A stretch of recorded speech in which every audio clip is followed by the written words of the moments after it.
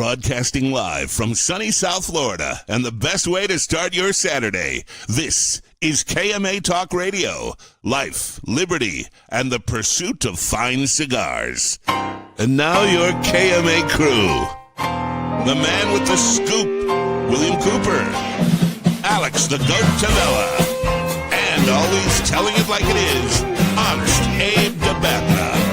I like to smoke them like the Winston Churchill, like John Kennedy, yeah. Remember Coach Red Auerbach, smoked up for victory, yeah. Well, you can take my wife, you can take my car, but you can't take my big cigar, my cigar, yeah. Welcome to all our loyal listeners, libertarians, and lovers of the leaf. Honest Abe here. We are broadcasting KMA episode number 572. And as always, I'm here with my KMA crew. The man always bringing you news, rumor, and interest-free. Our man, William the Scoop Copa. And joining us north of the border here is a special guest, tariff-free. He's here. It is our good friend, the man, the Mountie, John McTavish. Good morning, fellow lovers of the leaf. Thanks very much for having me on. Welcome to KMA Talk Radio. Excited to be here. Is this your first time being on KMA, John? First time, long time. Yeah, I've been listening to the show for a while. Oh, I'm glad to have you. I know I've been on your show a few times. So yeah, very, very cool. Lots going on this week. Lots to talk about. You guys recovered from the PCA, all back to normal, catching up? No. No, I physically, this was a physically rough show, actually. So, yeah. Physically because of the walk, or physically because you were shorthanded? Both. Okay. Yeah. Unfortunately, right before the trade show, I banged my big toe on a piece of furniture, and then the nails proceeded to break off, and that's how it all started. And oh gosh. Yeah. So, but then I got blisters on my other foot. So yeah, it was rough. Listen, I'm feeling every year of turning 50 this year. I thought I would go into it. You know, I was feeling good going into the show physically, and I came out of the show like I'd done 12 runs in the ring. Like it's just absolutely. John, you're 50? Yeah, I know. You little baby face. No one was more surprised than my girl. John is absolutely the youngest 50-year-old I've ever met. Hands down, Dick Clark of the Media Association. Holy shit! Full of clean living. Must be that Canada clean air you got up there. Mm-hmm. Right. Clean water, clean air. Rafael Nodal joining us as always. Rafa, great show and a wonderful gala. You threw amazing party you threw in Vegas. It was really kind of over the top. They had a great booze. Great booze. That whole Romeo Julieta, they just really showcased the brand well with that. Let me tell you something. I'm going to say this because I just say it the way it is, not because Rafael is on. I'm usually not a big fan of these big anniversary celebratory cigars, right? There's never really been one. I'm like, oh, amazing. I mean, there's been a couple along the way. I smoked that 150th that night at the gala. I liked it so much, I posted a picture of it right away. I'm like, this. I don't know if you guys had it. That cigar. Oh, I've had it. It had a Pro Cigar, and I agree. That cigar is pretty good. Coop I gotta say, I enjoyed it. Coop tried to throw a jacket over the humidor and see if he could get that out of there without being caught, but I don't think that was happening. John and I've had a lot of talk though, Abe, about anniversary cigars and how they're just overblown and overrated and underdeliver. This was not one of them.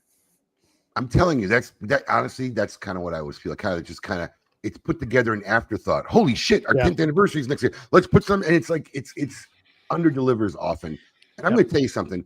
I'm never one of these guys, like, unless I really want to try your cigar from some reason, right? Because I can't try every cigar someone hands me, man. I don't have that many minutes in a day. Let's just be real.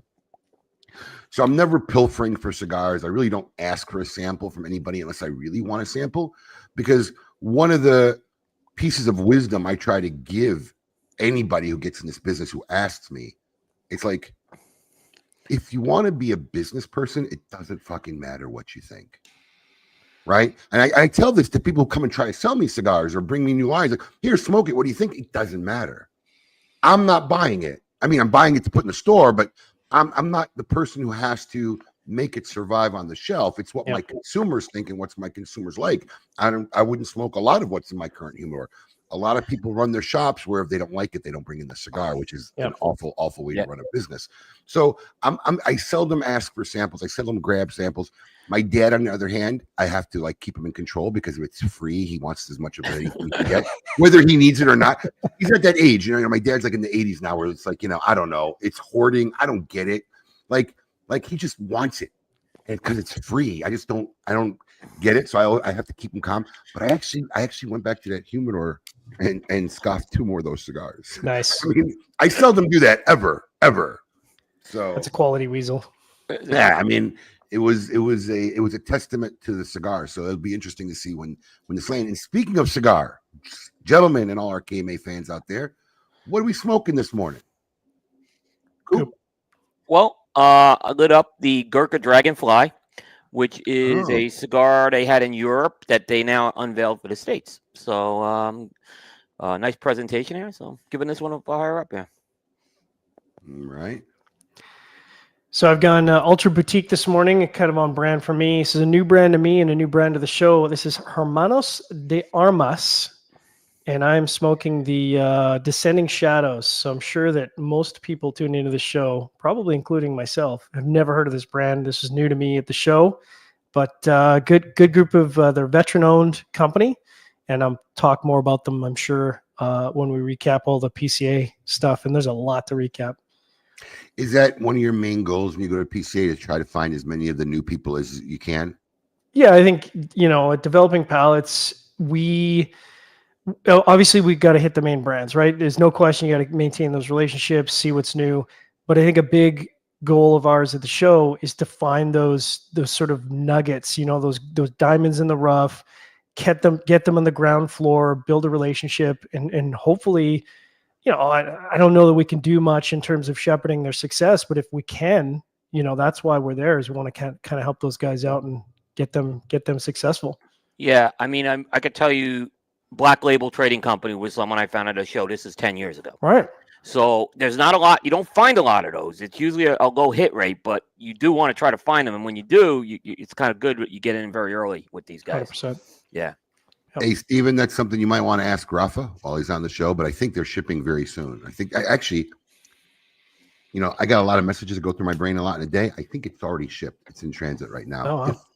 If memory serves me correctly from one of the texts I got, that should be on the way now, which means it'll probably be up sometime next week. Definitely worth a try. Question for you, Abe. We bought in one new brand this year from the trade show. Anybody want to take a guess? Any fans out there want to take a guess? I put a poll up a few months ago to see where the interest was, because look, one of the nicest things about our private Smoking Social Facebook group is, I like to see what everybody's smoking, right? Because a lot of times they'll post. I mean, you're not supposed to post your mail call from the competitive retailer. Yeah. Hey, look what I just got from Billy Bob's Cigars up in Kenosha, Wisconsin. No, but people just enjoying a cigar, posting what they smoke. Yeah, and we learn a lot. And we put a poll up, and we bought in one new company. Anybody want to take a guess at what the new company we're bringing in this year? We came back with one new brand from the trade show. That was it. That's. I mean, there's so many new brands, and there's so many existing brands. Are they a new company? Are they a new company? Like new as in this year new? Two years. Call it 2 years. Within 2 years. Yeah, it's about 2 or 3 years, maybe not that long. Usually, I'm very. Look, you can see the cogs turning. Bring in a brand, right? Because what we try to do when we bring a brand, we just want to bring it in, throw on a shelf, right? We work on it. We want to put it in our Cigar of the Month Club, give it a shot, put it in our consumers' hands. We want to give it the best chance to survive, and then it ultimately lays in the consumer's hands, whether it will thrive or not within our retail store. So, usually like a brand new company out of the gate, unless there's something really special about it or whatever, we usually don't like to do it until we at least see a couple of years of traction on it, because it's a lot of effort. Is the guy or the person behind the company have a lot of years in the business? What is this, fucking 20 questions? Well, hey, but I mean, I'm trying to narrow it down. It is, in fact, 20 questions. That's right. A cigar company. Yeah, Coop. You're probably on the right path. It's not Racist Cubanas, is it? No. Okay. They were dead. Okay. No. West Tampa. Interesting. Yeah. So you bought that $30 cigar, huh? I don't know. We brought the core line in. The core line's not $30. They came out with a $30 cigar. Okay. Listen, so does everybody else, Coop. What's the joke there? Okay. 30 is the joke new there? 15. Yeah. Okay. See, once again, thinking like a consumer. If my consumers want a $30 cigar, it's there for them to buy it. 100%. You know, it's the way to Don't- go. But Don't turn away money. I'm going to tell you something. It's posted a lot. A lot of people smoke it, and They do. I mean, we went to the booth because they have traffic. Yeah. He approached me right after he started the company, and I kind of said, look, it's a little early. Let's we'll keep an eye on it. And everybody was there. I thought it would have the most traction with our base and our fans and our consumers that follow us. So, that's the one we're giving a shot. We'll see how it goes. And you know what? And so here's the thing too, right? We want to, but this isn't like we just walk in and give them an order. We sat there for like at least 30, 40 minutes, right? Because we want them to know how we do things. Because if you want me to bring in your brand, you got to support your brand, which means, Of course. you already committed to our Cigar of the Month Club, which is, not convenient for everybody. Committed because we want to get in our consumers' hands, and this is how we do things. And we got KMA, we got platforms, and we want to work with people who want to work behind your brands. My belief is, if you don't want to put effort in building your brand, why the fuck should I put effort in building? I agree with you. Totally. I agree 100%. So as far, and that's one of the things I look at. It's not just the product, because if I can't work with a company on a level of which it'll help him prosper and the brand prosper, I don't waste my time. I can tell you right now, there's 2 or 3 companies I've talked to the owner, I walked away. Yeah. I'm not working with that guy for nothing. Why would you want to be more invested in their brand than they are invested in their brand? Literally. And some of these guys get in this business and they just don't get it whatsoever. Like, I mean, I don't know what delusional book they were reading when they decided to get in the cigar industry, or who dropped some acid in their morning cup of coffee, but they're just not even on the spectrum of how things work. Yeah. I mean, we see it on the media end, and I'm like, I'm not going to be your marketing department, and I walk away now. Yeah, that's exactly right. Yeah. It doesn't hurt that Ricky is a super good guy, super nice guy, super easy to deal with. He's been around Ricky forever. Class act, yeah. Yeah. You know what? He is a nice guy, and and it seems like they're working their brand. It seems like they're active. I mean, granted, they're making, I wouldn't say mistakes, but when you start a business like that, a lot of times you're understaffed. You don't have enough people, and maybe they're not as active in marketing as they could be. But I'll help them out with that too, and we'll see how it goes. But it's the one we gave a crack this year. Nice. Well, now the people have to put their money where their mouth is, and they have to go pick them up. Listen, John, that's the true test of whether a brand survives or not. That's right. Well, let me ask the question, Abe. Did you like the cigars? I mean, because that's got to be a reason why you bring it in, right? I mean, because I see some retailers don't. No, are you crazy? No. I carry a lot of cigars I don't like at all. Okay, and that's the right answer, probably, I would say, is because you don't want to just go by your palate. No, I never go by my palate. In fact, I seldom use me smoking. Okay, so it depends. I really, really. So look, when you do something like Cigar of the Month Club, right, I kind of attract, the way I call it, I kind of attract a lot of people who have similar palates, right? That makes sense. And I think that's what happens with most people, whether you're reviewing food or you're reviewing a movie reviewer. The people will gravitate you who agree with you, right? Yep. If I'm making a call, because it's all very subjective at the end of the day, and if I'm making a call about something and everybody thinks I'm whacked out crazy, they're not going to listen to me and not going to follow me. Yeah. So you get to the point, especially after 30 years of being in the business, where you kind of, the people who kind of have the same tastes and psychology will gravitate you. So when I find something that I smoke and I really, really like, that could be a basis, because then I feel like, look, they won't know this. They probably don't. Like when we bought in Buffalo 10, that was a perfect example. It was like less than a $5 cigar, right? Nobody heard of it. We bought it in. I said, man, I don't think you're going to get a $5 cigar that's better than this. And it's still in our stores, and we sell it very, very well. Look, it's a banger for $5. That cigar punches way out of its weight class. Yeah, I agree. 100%. So I bought it in literally because someone walked me over the booth. You got to try this cigar. I tried it. I found the price point. I said, well, shit, I think people are going to gravitate to the cigar. So that does happen from time to time, but I never use my thing as a barometer. You know, I mean, to bring it in for sales. Now, as a recommendation, or will I say, hey, everybody, this is a cigar you guys need to try? That may happen, but as to bring it in. So there are. So I've smoked about 4 of them. And I try not to smoke at the trade show because literally, like after the first few hours, you're shot. Yeah. Yeah, you can't taste a thing. I mean, let's be real. You're not tasting anything. So tastes like smoke. Yeah, it's like ashtray. Everything starts to taste the same by the second half of the day, is what I noticed. Yes, it has hints of ashtray in it. Hints of so, ashtray. Let me see here. Why can't I get it to go back? There we go.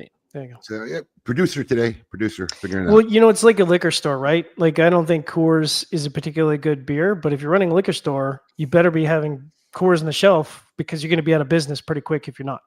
So I mean, that's what people want. You know, so running a business is different than being a passionate person about. Right, that's the right answer, Abe. I was just kind of teeing that up. Yeah. So did you expect me to give a wrong answer? No, of course not. But I think sometimes, you know, we all like, wow, that cigar's not good, but it's, you know, we're one palate. Like, you know, and it is subjective. It is just it because should be I don't like it should be doesn't subjective. mean Yeah. squat. Yeah, it doesn't mean a thing. Right. Just because I don't like a cigar doesn't mean that that's not a cigar for you. Is what I'm just saying. That was my opinion. I never think of those terms. I really I don't. Yeah. It's probably the wrong size, right, Coop? Yeah, I always tell these guys, you smoked the wrong size. Wrong size. Wrong size. Get another one. It's very hard for me to keep up with comments. It's you know, imagine get being the producer and wait and get the ads up. Yep. Yeah. Okay, Alex better get back quick. Need another set of hands. So I was inundated. You know, we'll get into more trade shock later, but I think a lot of people are zooming in to find out Mackie Gate. So I was who? Mackie Gate. Who? Anthony Mackie. Who? I never heard of him. So, and believe me, I started explaining this, but I didn't realize when I made that post. So I made that post like hours later. It was literally at dinner, and it just kept stewing with me. You know, and then finally, I can't remember. Somebody said something and just put me on top. You know what? Fuck this guy. I'm posting it. So I posted it like hours after the event happened, and then my phone blew up. Messenger, calls. I mean, even industry people. Pete Johnson was one of the first. What happened? I mean, it was crazy. But I also got messages from a lot of people I didn't even know who had the same experience on the floor.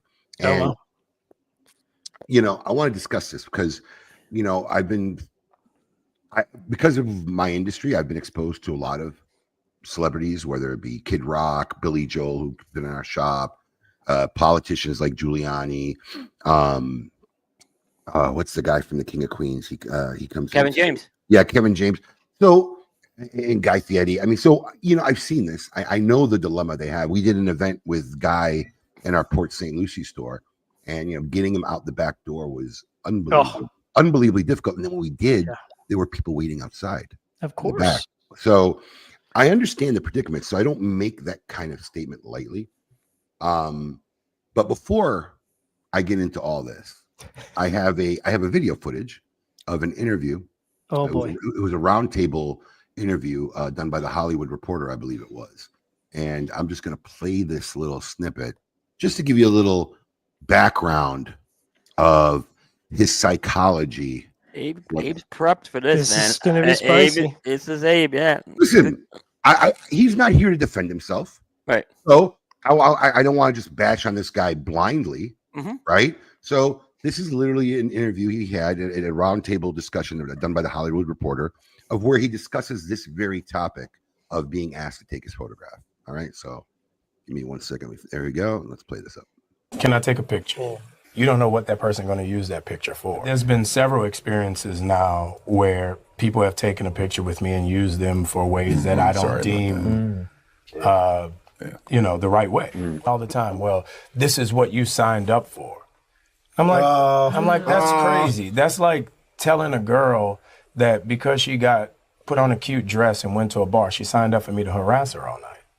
No, looked at as tools, as vessels, as opposed to artists. In this day and age, we literally learn that we have to respect everyone's no. So if I tell you no, respect it. And there's a reason for that. So because of that, I choose not to be a part of your social reality. That interview give anybody warm and fuzzy feelings? Yep. So here's the thing. I can understand the dilemma of, especially when you're in a private life, just being hounded by photographs all day. Okay. Do I believe his comment is correct in I didn't sign up for this? No. Fuck yeah, you did. You absolutely fucking signed up for the day you wanted to be an icon for a bunch of little 10-year-olds who think Captain America is the coolest shit ever. So I think that's a detachment of reality, where he wants to put himself on a pedestal to be some kind of artist, which you are. You're an actor, but you're no more special than a musician or an athlete or anybody else. You have a profession that puts you in the spotlight of the people. Look, Coop has seen it firsthand. I can't walk 5 feet. Oh yeah. In the Great Smoke without being asked to take a selfie dude, even at the trade show, which is an industry show, right? Yeah. I see in the peripheral a guy standing with his camera because he's intimidated or doesn't want to interrupt to ask for a photo. And I'm going to tell you something honestly, even years now, and this is due to I caused that. For years, Jeff Borshwitz ran Corona Cigar. Nobody knew his name, right? If you saw Lou Rothman of JR Cigars and started the first catalog company, you wouldn't even know him, right? I created this for myself. I put my face out there. I got involved. So, yeah, this is something that I caused. So when I see that, the first thing I do is I want to make him feel comfortable. Yeah, man, come on up. I'll take a picture. And there's a back of my mind that says, wow, it's never going to feel like normal where God, somebody wants to take their picture with me. But I get it. It's important to them. I'll take it. I'll make a funny face. I'll pose. I brought that upon myself. So I don't believe that bullshit comment at all on any level. That's just some idiocracy and talking about a girl in a dress. This guy is just a lunatic. He's an absolute lunatic. But I can't see where, hey, look, there are bad people out there, right? There are people who will take his picture and put it up in their business and make it look like he's promoting their business, and a lot of weird shit happen, which, I sum it up to part of the game if that happens. What reality is that really going to make a big difference if it's guys that small, right? That you're never even going to know about it. But, you think a 10-year-old guy who just saw the Avengers is going to misuse your photo? It's just stupid. But if that's your standard, go ahead. I've seen people, unfortunately, plants do happen. They plant these kids to get the pictures. It's unfortunate. I agree with you, Abe, in principle, but there are people that have used kids with this too. I've heard of that. So okay, I've known it's happened. Yeah, but still, the majority of people are real fans of yours that watch. Why was that's fair? So let me ask you a question for you. What was the context he was in the show? I'm going to get to that because that's the most important thing of why he's an asshole. Okay. It's literally the most important thing of why he's an asshole. Just downright ugly human being, as far as I'm concerned. So, this is the way I look at it. If that's your principle, I don't want photo takings. He says, respect it. Yeah, motherfucker, I'll respect it. Be nice about it, right? So, just say, hey, look, I'm sorry. I have this thing. I really don't do photos with anybody. That's a good point. I would have had zero issues with this guy, right? I would have had zero issues with this guy if he had turned to my daughter and just say, hey, listen, sweetheart, I am so sorry, but I just got this thing. I really don't do photographs. I'm really sorry. And apologized, right? Right. Walked away. This wouldn't even be being talked about right now. But this is the fucking context. Okay, so I want to put this in everybody's picture. Here we go. 1, this guy didn't belong there. He's a guest at an industry event. He has no cigar. Okay. And I don't know about you, but when I'm a guest in people's house, I like to be extra polite. Yeah. Right? I'm a guest. 100%. Yeah. I don't belong there. Right. I understand I'm in a closed industry show and I've gotten in, whether legitimately or illegitimately, as a guest. All right. So there's not like there's a bunch of raving lunatics running around trying to get his autograph. Right.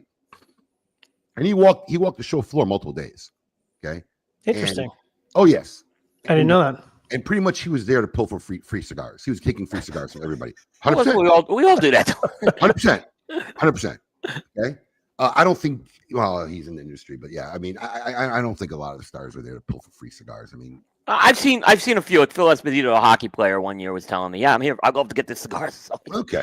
But I get it. What he's doing. I bet you Phil was taking pictures with everybody. Absolutely. And by the way, I don't think he was necessarily trick or treating either. He was interested in the So industry. here's my. We're going to circle back to that Phil Esposito thing though, because I think there's a good point there. And I'm going to get to this. Okay, this is not a man of principle. This is a man where it's a principle upon convenience when it works out for him. That I know. Yep. Okay? So if that was his policy and he stood by it, nobody would have an issue. So we have a meeting with Nick Melillo at his booth.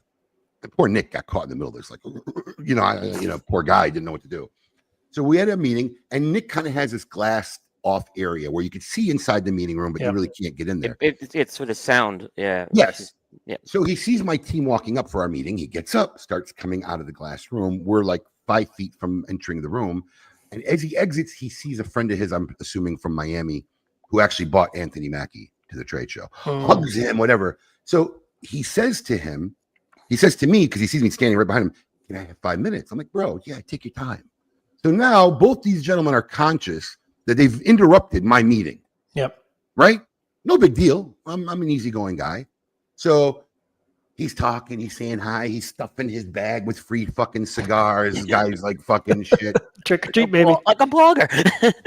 And then upon finishing, Nick says, can I get a photo? Now, what do you think this motherfucker says? Of course. Absolutely. Yeah. Got Nick on one side, Nate on the other, and the buddy from New York is taking the photo. So my daughter says, you think I can ask? I'm like, yeah, Dad, go ahead and ask him. Don't worry about it. There was nobody around. Nobody recognized him. Okay? Nobody knew who the fuck he was, to be honest. And if there was like 50 or 100 people there waiting with their phones, I could see how that could be a problem. Right? Nobody around. Nobody recognized him. The only reason why we saw him is we're literally having a meeting with Nick. Yep. So as his arms are coming down from just taking a fucking photo, my daughter walks up to him. Hey, Anthony, I'm a big fan. Would you mind taking a photo of me? Fucking turns around, goes, I don't do photos. Bye. Turns around, walks away. Oh, wow. Not even I'm fucking sorry. I apologize. Wow. And you just finished taking. Oh, so I get it. You don't take photos unless somebody's stuffing your shit with free shit. Because when he was a guy, I had to message Guy Fieri because I didn't say hi. Because when I was walking by and I saw him there, Anthony Mackie was in there. And I didn't want to make a scene. Because I went in there, all of a sudden guys hugging me, taking photos with guys, and oh, hey, now you want to take a photo, motherfucker? Because that's exactly what I would have said to him. And I didn't want to do that to Guy or Eric Espinosa. But that motherfucker was in there, but taking photos with everybody. You want to know why? Because Guy was cool and taking photos with everybody. What is he going to say? No now in front of Guy Fieri? No, it wasn't happening. Wow. So this is not a man of principle. So no, I don't respect your no because your no is a worthless fucking no. Wow. It's not a legitimate no. This is not a thing of principle where, hey, I get it. It becomes problematic for me sometimes. I don't want to decide who's being legit and not being legit. I'm just going to have a thing where I don't do photos. And I'm sorry. Not a big deal. But this guy was just a cocksucker all the way around it, man. I'll never watch one of those movies. And it's a shame because I'm a Marvel fan. And that's what you got to do, Abe. Don't put your money where your mouth is with this one. Don't watch this guy's movies. No, fuck yeah. I haven't watched the new movie yet, and now I won't. Neither will my daughter. So what's interesting about this, Abe, is Coop and I, we were doing a HERF last night, and we we're trying to come up with different scenarios, to try and understand the issue. And, I could see, because Marvel contracts are, they're particularly onerous about what you can do.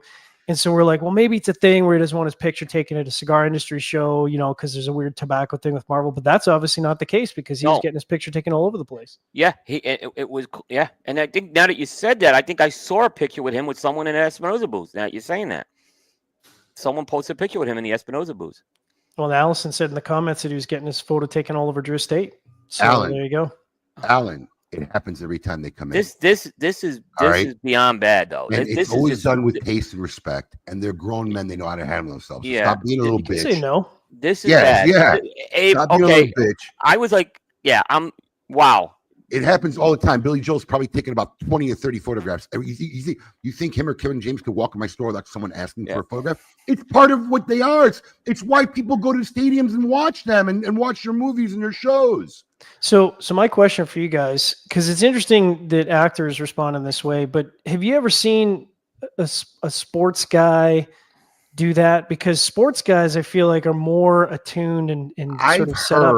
I've only heard stories. Like I just heard something recently about LeBron, and I don't even know it's true. So I heard it from somewhere, but it doesn't happen mostly. Listen, the Bulls The Bulls, like 8 of them, used to get their hair cut at a barbershop across the street. Like literally, you come out of my dad's grocery store growing up, the barbershop was right there. And you knew when they came to get their haircuts because all these fucking $100,000 cars were outside all of a sudden. And this was a medium income neighborhood, a black community, Evanston, Illinois. It's got like a little pocket there, and these kids would line up, and they were all cool. Some of them will open. And they probably get mobbed all the time. Jerseys, they throw them to the kids. I mean, no, I think Hollywood people, for the most part, are just trash.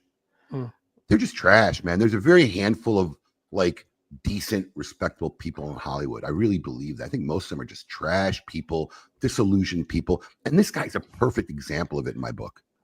Yeah, I could see if he was having a meal or something and you went up and interrupted, but in this case, especially just after having his photo taken seconds earlier. Yeah. You didn't have to do don't do the photo with the other guy then. Yeah. That's my point. Like you didn't even fit the fucking light from the flash was still coming out when we were asked. I mean, you just finished taking a photo. Nobody else is around. And you inconvenienced me. You interrupted my meeting. Yeah. Like you don't want to say, yeah, sweetheart, I'll take a picture with you. But like I said, even in the hypocrisy, because people can be hypocritical. Just say, I'm sorry, hon, I don't do photos. I got a meeting or I got to be somewhere. Yeah. Guy was a dick. No, I don't do that. Yeah. Turns around, walks away. Wow. Abe, I grew up, my dad obviously drove a lot of celebrities when he was a driver. And one thing my dad was always, like I went with him a few times to meet a few celebrities like Ray Charles and stuff. My dad was, you're not taking a camera. And he goes, you're not going to bring an autograph book just because it was a business thing with him, right? But there was sometimes that point where my dad, where he really knew the person. And he was, like Cindy Lauper was a good example of that. But this, when you're in a look, we can say this is a business trade show. It's still a fan fest setting you're in.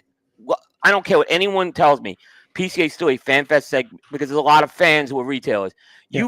You can't be selective like that. Either you're in or out. There's no difference with that. And you're a guest at a private function. Right. I don't hear business at a trade show. Or belong to. You basically go in and your name, look, if they invite him as a guest, first of all, the name, image, and likeness should be used. Yeah. So yeah. No, I didn't look at his badge, but I don't even think this guy was like under the PCA radar. I think he got snuck in some bullshit badge. And so what's funny about this? So obviously, Canadian sort of approach to this is we typically don't approach celebrities up here. It's kind of a given thing. And I remember when Armand Asante was at the show with Victor Vitale, and I know who Armand is. I've watched all his movies. Huge fan. I wasn't going to approach him. He saw me, and he knew I wanted to say hi. And he said, "Would you like a photo?" And I said, I would absolutely love a photo. And you know how humble this guy is? He said, "Hello, I'm Armand Asante. I'm an actor." And I just looked at him and said, "Armand, I know who you are. I know very well. I've seen all your movies." And he was cool as a cucumber, just totally gracious and humble. And I was like, this guy is a big deal. He's been an actor for 45, 50 years. No, and he was humble as all get out. Down to earth. He's been in our store. And, look, and to get back to Alan Rubin, look, I mean, no, we don't want anybody to be harassed. But do I feel like I'm being harassed if someone wants to take my photo? There's a way it can be done right. If you walk up to, if the guy's going to the bathroom, coming at the urinal, and you're asking for a photo, then no. But, if the guy's sitting there and he's getting up to leave, hey, would you mind taking a photo? It's okay. I don't mind. I don't mind if our customers ask that because, they're not coming to a sanctuary. Our shop's not a church. No, it's a public place. It's a public place. I'm going to ensure that some guy isn't, hey, can you sign this? Can you? No, bro, get the fuck out now. Now you've overextended your courtesy. But no, man, it's part of who you are. It's part of this lifestyle. And you say that I didn't sign up for the territory. Don't be a fucking actor, bro.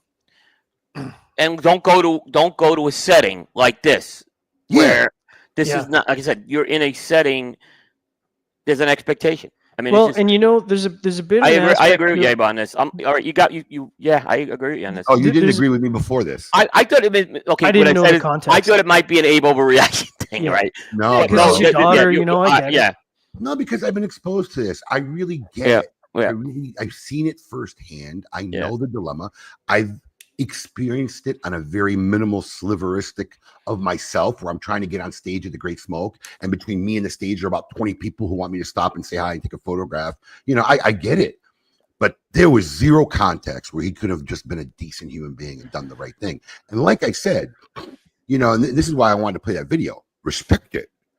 Yeah, bro, respect it, then fucking be real about it. I'm not going to respect your bullshit thing where it's okay if people are pilfering you with free goods to take photographs and shit like that. But when a 16-year-old girl comes and asks you a fan for your photograph, you're going to be a dick about it. Go fuck yourself.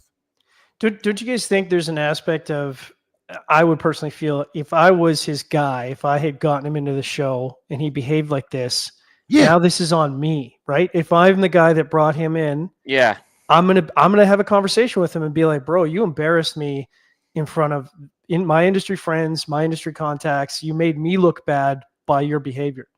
I'm gonna tell you something. Nick Melillo, poor guy who had nothing to do with it, felt bad. He's like, I wish I said something. Like, bro, it's not your problem. It's not his problem, right? Yeah, it's not exactly what I told him. It's not your problem. You do nothing. But no, and that's what a decent human being does. But typically, these Hollywood people, how many real friends do you think they have? Yeah. Abe, it's true. I mean, I can tell you that from my dad. My dad walking around with Mackie and make himself look good and feel good. Half these guys don't have real friends. They don't. They don't. I mean, my dad who drove these guys would tell me this a lot, especially about Michael Jackson. He had no friends. It was amazing when my dad told me that. Yeah, it's true. It's very true. And I know, I know a lot of people thought I was overreacting. I know a lot of people thought I got mad. Listen, Abe, you're a parent, and I get like I'm not a parent, but if it's my kid, I don't care what's going on. That person that they're coming first, whatever the situation is. Listen, I'll just call for this. PCA should not let this guy back in the show. But you want to know? They really shouldn't. They shouldn't. No, this is not the type of person we want in the show. Yeah. I hope he tries to come next year. I'm going to bring Mackie's a Dick cereal boxes like I did for Rocky Patel this year. Fuck him. Which was not talked about enough. I tried texting you, Coop, so you weren't answering. Well, yeah, I mean, I was. He was Chef Cook a bottle washer this week, so. But I did see the cornflake boxes in the Rocky booth, and Rocky's like, Abe brought me cornflakes. Wait till I tell you this story. It was it couldn't have been done without the help of Evan Darnell. But I mean, look, that's the end of the Mackie story. Listen, it's my daughter, but you know what? I want to say one final thing is, what I told my daughter? Let this be a lesson to who you idolize. It's a learning lesson. Absolutely. These people that you follow, whether they're musicians or whatever, some of these people are downright, probably most of them, assholes. Yeah. Before you go idolize them and whatever, know who the person is. So I used it as a learning lesson for Petros. I wasn't really being that protective of her, as probably a lot of people thought, because it was a good learning lesson for her. But it's just him being a dick. I was just calling him for what he did and how he was. The whole trade show to everybody. Not Captain America. Hashtag not Captain America. Everybody. Yeah, dude, not Captain. Can you imagine if God, I forget his name. The original Captain America, if he behaved like that, he would have been eviscerated publicly. Remember Adam West as Batman behaved like that in today's. He wouldn't do that. It's unacceptable. Did he really? No, he didn't. I'm just saying. No, he wouldn't. He wouldn't. Yeah, he would never do that. He would never do that. No. How can you play an iconic superhero? Your fans are kids, and you're supposed to represent everything that's good. How can you take that on a role and then have that kind of attitude? It's just so disappointing. Josh, if you're listening, he should be banned from the show next year. I don't know. I'll say that again. Coop is instituting the PCA ban. The ban hammer's been dropped. He won't be invited to the media house either. And he won't be invited to the media house. There's bans in the media house. Lifetime ban. A lifetime bans have been issued for the media house. So Rocky Patel's story. This is great. Okay. So Rocky Patel has now flaked probably 3 times for the Great Smoke over the last maybe 5 to 7 years. So let me mute my phone. He's getting paid. Blowing up already. Marvel lawyers have reached out. Fuck them. So, this year he made the Renaissance Chows. So we selected him as one of the manufacturers to make a TGS exclusive, and I thought it was pretty cool. They came up with the idea. They came up with the concept where they sent me some blends. I picked one. Rocky picked one. So far everybody's been liking mine better. The Maduro was better, Abe. I'm not just saying that. It was hard to go wrong with San Andreas. Yeah. Well, I mean, you can, but it's hard. Well, that's another. We'll find out this year. So, and he requested to have one of the events. We do a couple store events during that week. So, the caveat 100% is your ass has to be there, Rock. Of course. I'll go today, but put it on my calendar. Rock, I'm telling you. Good Rocky. No, I'll be there. Okay. Literally 4 to 6 weeks before the event, Nimish calls me, not Rock. Hey, listen, I just want to call you. I've been telling Rock to call you. Rock's got like a wedding to go to. He's not. I said, what? I said, bro, you get wedding invitations like 9 months, a year ago. Yeah. Like he just found out about this. So anyways, you know what? It's Rocky. And you know, it's kind of like that, you know, black sheep in the family. You just start accepting all their bad ways, you know. So I didn't bust on him too hard, you know. I'm not going to waste my breath. It is what it is. And then I saw him at the trade show, and he's like, "Yeah, it was my mother's 90th birthday." I said, "Hold on." I said, "Rock, Gotta get your story straight, bro." Hold on. I thought it was a wedding. Oh, it was that too. I said, "Well, I'm just curious. What date will her birthday be next year? So I know." Is it her 90th again next year? Yeah, I mean, or like, when is it? Because you obviously didn't know when you committed to coming to the Great Smoke. Neither here nor there. But I just couldn't let him get away with it. So I said it during a KMA broadcast, and sure enough, this was we joked about this on the Saturday before the trade show. I had ordered 560 boxes of mini Kellogg cornflakes, and we had them shipped to a friend of Evan Darnell's in New Orleans, and we had stickers overnight. There's a picture of it on my social media. I should have prepped one here, but actually I could probably show it on the phone. And this guy, we got stickers made, done, overnighted to him. He stickered all 560 boxes of these Frosted Flakes, okay, and then bought the cases to my hotel room Friday after we landed. So we had them in the bellhops thing, and then Friday afternoon, me and Daniel Briggs went back to the hotel room, called a cab. It wasn't a far walk, but it is when you're carrying cases of cereal, and basically walked these cases of cereal onto the floor where Rocky was. And we said, look, we have a very special gift for Rocky. Can you please grab him? So they go grab him. He was in the middle of a meeting. I didn't care. And, oh yeah, here it is. I'll show it. So we go grab him.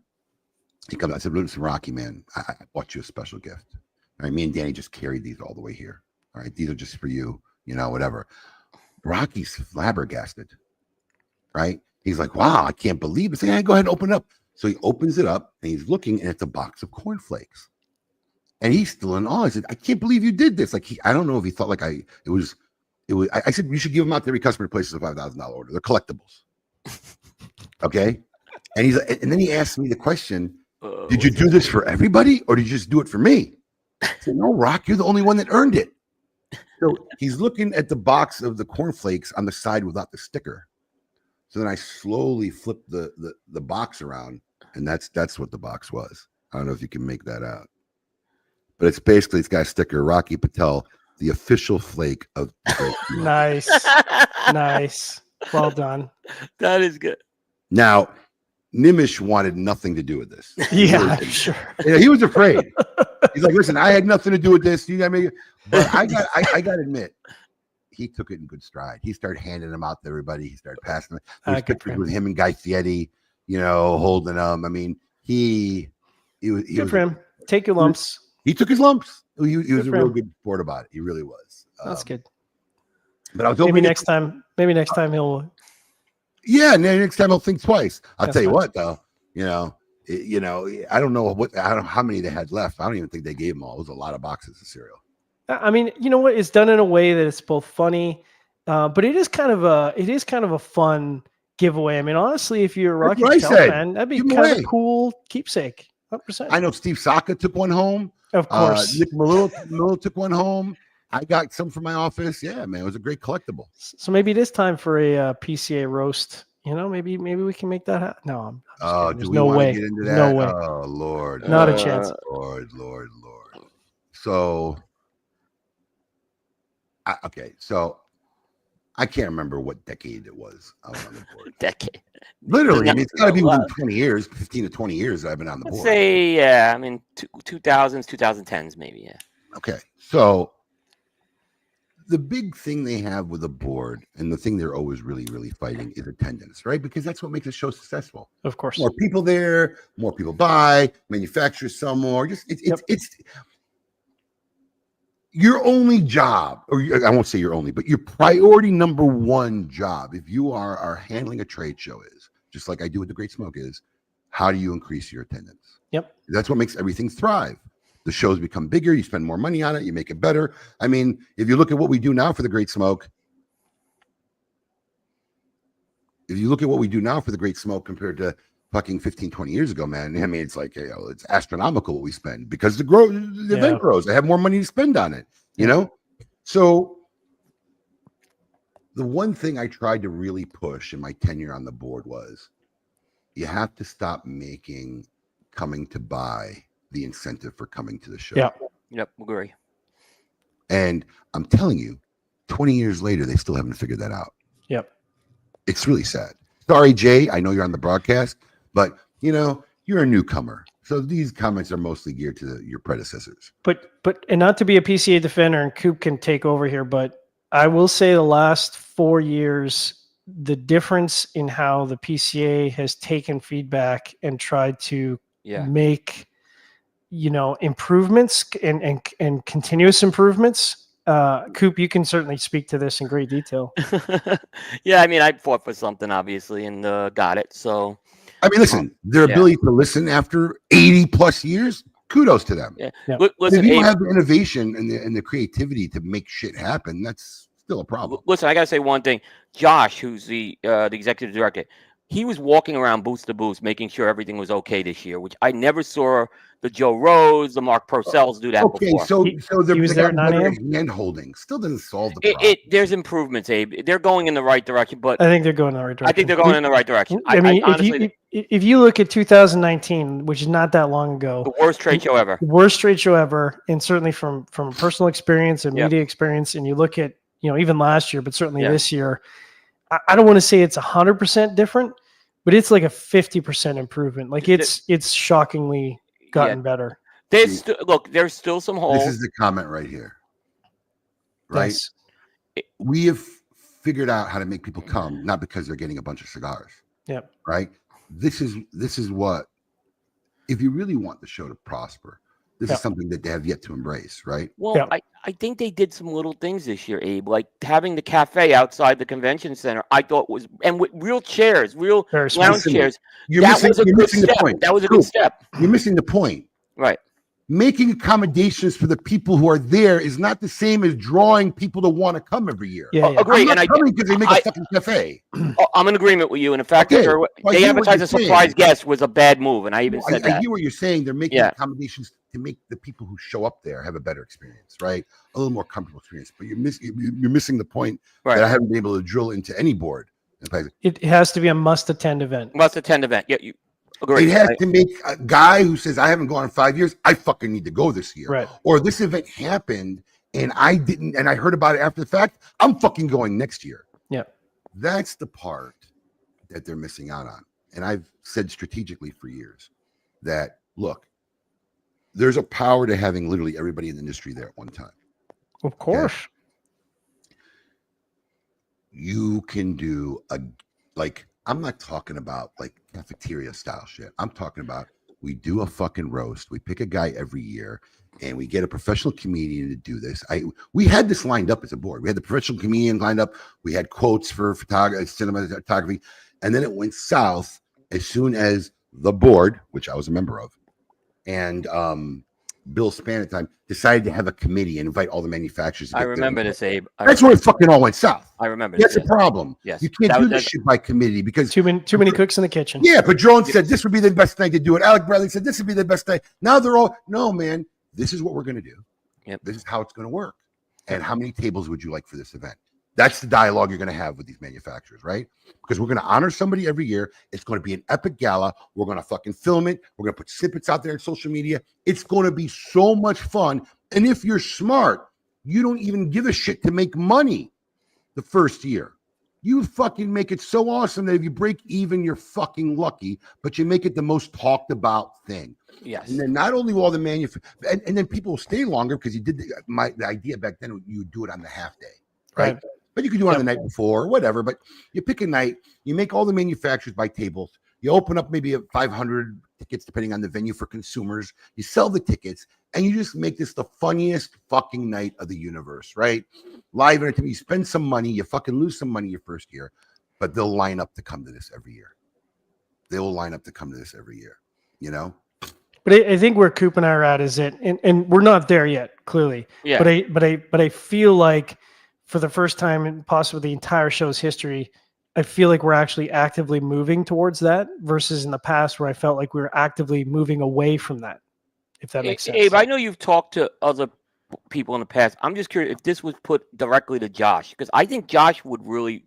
I don't think I've ever had an in-depth conversation with Josh. He's a good Abe. Very receptive. Very receptive. He's very receptive to this type of feedback. Jay Davis has heard me say this speech 8 million fucking times on KMA. He's right here. Go fucking talk to Josh. He's on the board. Yeah. Look, if Coop can fall on his sword and completely reverse the rule for media people. Rule number one. I reversed the rule for media people asking for samples this year. Yeah. Listen, here's the thing. Rule number one about building something, and this is where they excel at. You can't half-ass it. Yeah. You can't cut corners. Yeah, you got to get your whole ass in there. About it. You either blow the fucking shit out of the water or you don't do it at all. Yeah. So I wasn't there. Did you went, right? I wasn't there. Okay, John and I were not there. Yeah. So this is another thing. So they have this awards thing, which I don't even understand. This is the first year I ever heard about it.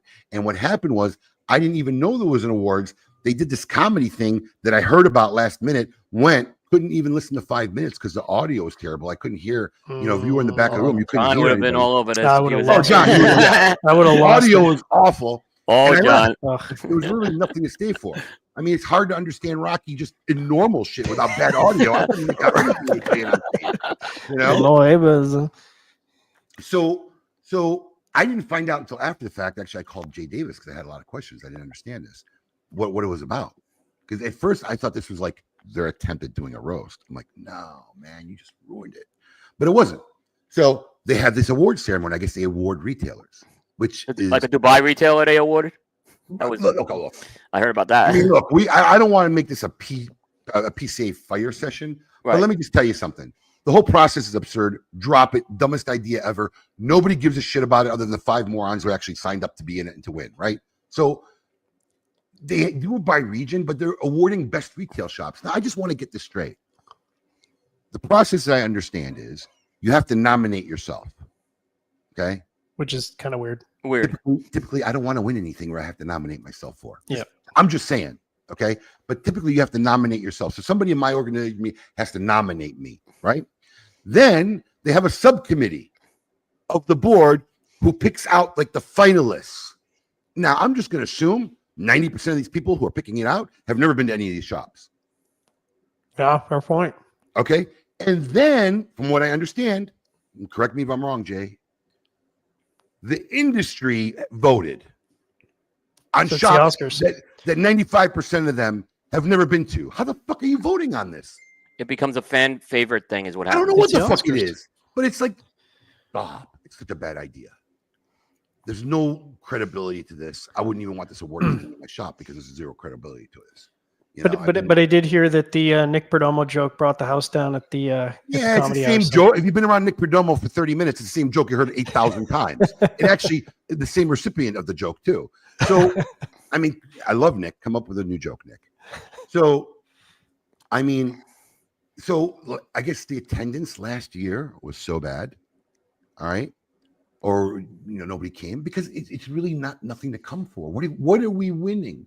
My shop is getting picked best cigar lounge by a bunch of board members who really haven't been to any shops, and then by a bunch of industry people who've never been to any shops. It's just like you have to be more creative. If you're gonna do shit like this, you gotta be more creative. So this year, I guess Dave Garofalo does this comedy thing at one of his events, and Dave Garofalo is a creative guy. He's done a lot of things in my career I looked up to, and I spun off ideas from him. So, but he does this thing that may work wherever he does it. But I guess what they did for the first 90 minutes, they invited 9 industry people to come up and do a little comedy routine, and they picked the winner who made the best jokes. Okay, which was okay. You know, I don't know if that would have drawn me to the award ceremony. And here's the best part, right? And this just shows you where the flawed thinking is. I couldn't tolerate 5 minutes of this because the audio was terrible, right? Yeah, so that's a non-starter. So my buyer, the guy who buys for me at the Great Smoke, Matt Briggs, he's the one who told me about this. I'm like, where'd you go? Oh, they're in this Hall F. They're doing this comedy thing. I'm like, what? All right. So I followed him over there. So when I got there, him and my team was already sitting down, listening to this routine. After about 5 minutes, I left. Then we were talking about it after I had my conversation with Jay Davis. I'm like, and the award ceremony. He goes, what award ceremony? I'm like, that whole thing wasn't a comedy thing. It was just like a warm-up act for the award. He didn't even know there was an award ceremony. No, Jay knew there was an award ceremony. I don't, because I've talked to Jay about this award ceremony multiple times. It was after the stand-up. Interesting. Yeah. So I guess from what I understood, him and a lot of other people, when the comedy was over, just got up and walked out. Like my buyer who was sitting there didn't know there was an award ceremony. Like, I don't know if they didn't talk about it. Hey, thank you for all coming to the award ceremony, you know. But like my guy who was sitting there didn't even know what he was there for. He thought he was there just to listen to a bunch of industry people do jokes. So, and look, you're going to do something like this, hire a few people, pass some postcards around on the floor. Put some posters up around. Let people know what's going on. I was there for 3 days. I didn't even know this was happening. You know, I mean, if you know their idea of marketing is, oh, we send out 300 emails, bro. Email is the Pony Express of communication. You might as well be writing hieroglyphics on the wall if you're depending on email to market an event. It's just you could do so much better. Yep. So that's it on that. Perfect segue. For hour 2 of KMA Talk Radio. We got all our normal episodes coming up. I have to get in the spot where I could say, here we are. All right, we're going to a break. We'll be right back after this. Don't go anywhere and keep it lit.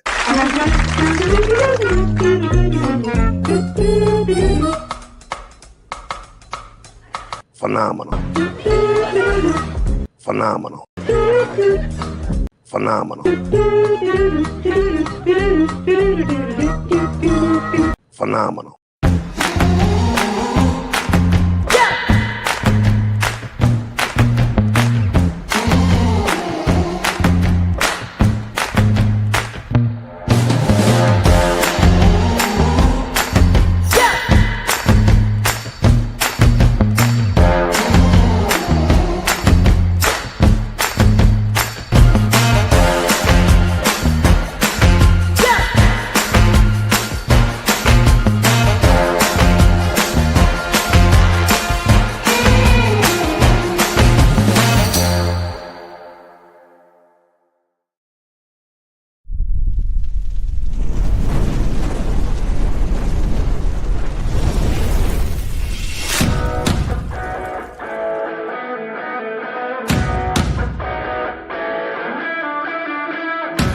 Honest Abe here with the GOAT to tell you about Smoking's Cigar of the Month Club. Alex, tell our fans out there why our club is the best darn club out there. Absolutely. I'll tell you why. Because every month I personally handpick 5 premium cigars. No filler, no fluff, no fugazis. These are all premium handmade name brands that you can find in any brick and mortar store in your area. All delivered to your door for $34.95. And our average monthly retail value since the inception of our club has been almost $57. Another great feature of our Cigar of the Month Club, Alex, tell them about the ease of our Cigar of the Month Club. I'll tell you, I hate subscription services. It's always a pain to cancel them, turning them on. We've made it super simple. All you gotta do is log into your account. There's a little green button there. If it's green, you're active. You want to take a break, you're going out of town, simply hit the button and you'll deactivate your membership. Want to turn it back on? The exact same easy process. You can turn it right back on. We've made it that easy for you. Another great feature is our Double Down Club. Alex, tell them about the Double Down Club. We had so many of our members reach out to us who really enjoyed our selections every month that they wanted to know there was a way they can get 2. And we've made that very simple. With a simple check mark, you can get double this great selections every month and save $10. Does our club have perks? Of course you have perks. You want to tell them about the perks? As a member of our club, every month there's a special discount code where if you like any of the selections, we will offer them to you. So you want to come and get some more, you can get them at a special discounted rate for our Cigar of the Month Club members. And finally, expedited shipping. Tell them how fast we get the stuff out, Alex. We get the stuff out on the 28th of every month. Our membership bills on the 28th, and we get every member's package out on the 28th if it's a shipping day. 5 great reasons on what makes Smoking Cigar of the Month Club the best club out there. Check it out. Peace. Hey, I really appreciate you doing the video with me. Thanks. Oh, yeah, you're welcome. I mean, you didn't let me get a word in, but whatever. What? That was great. It's perfect.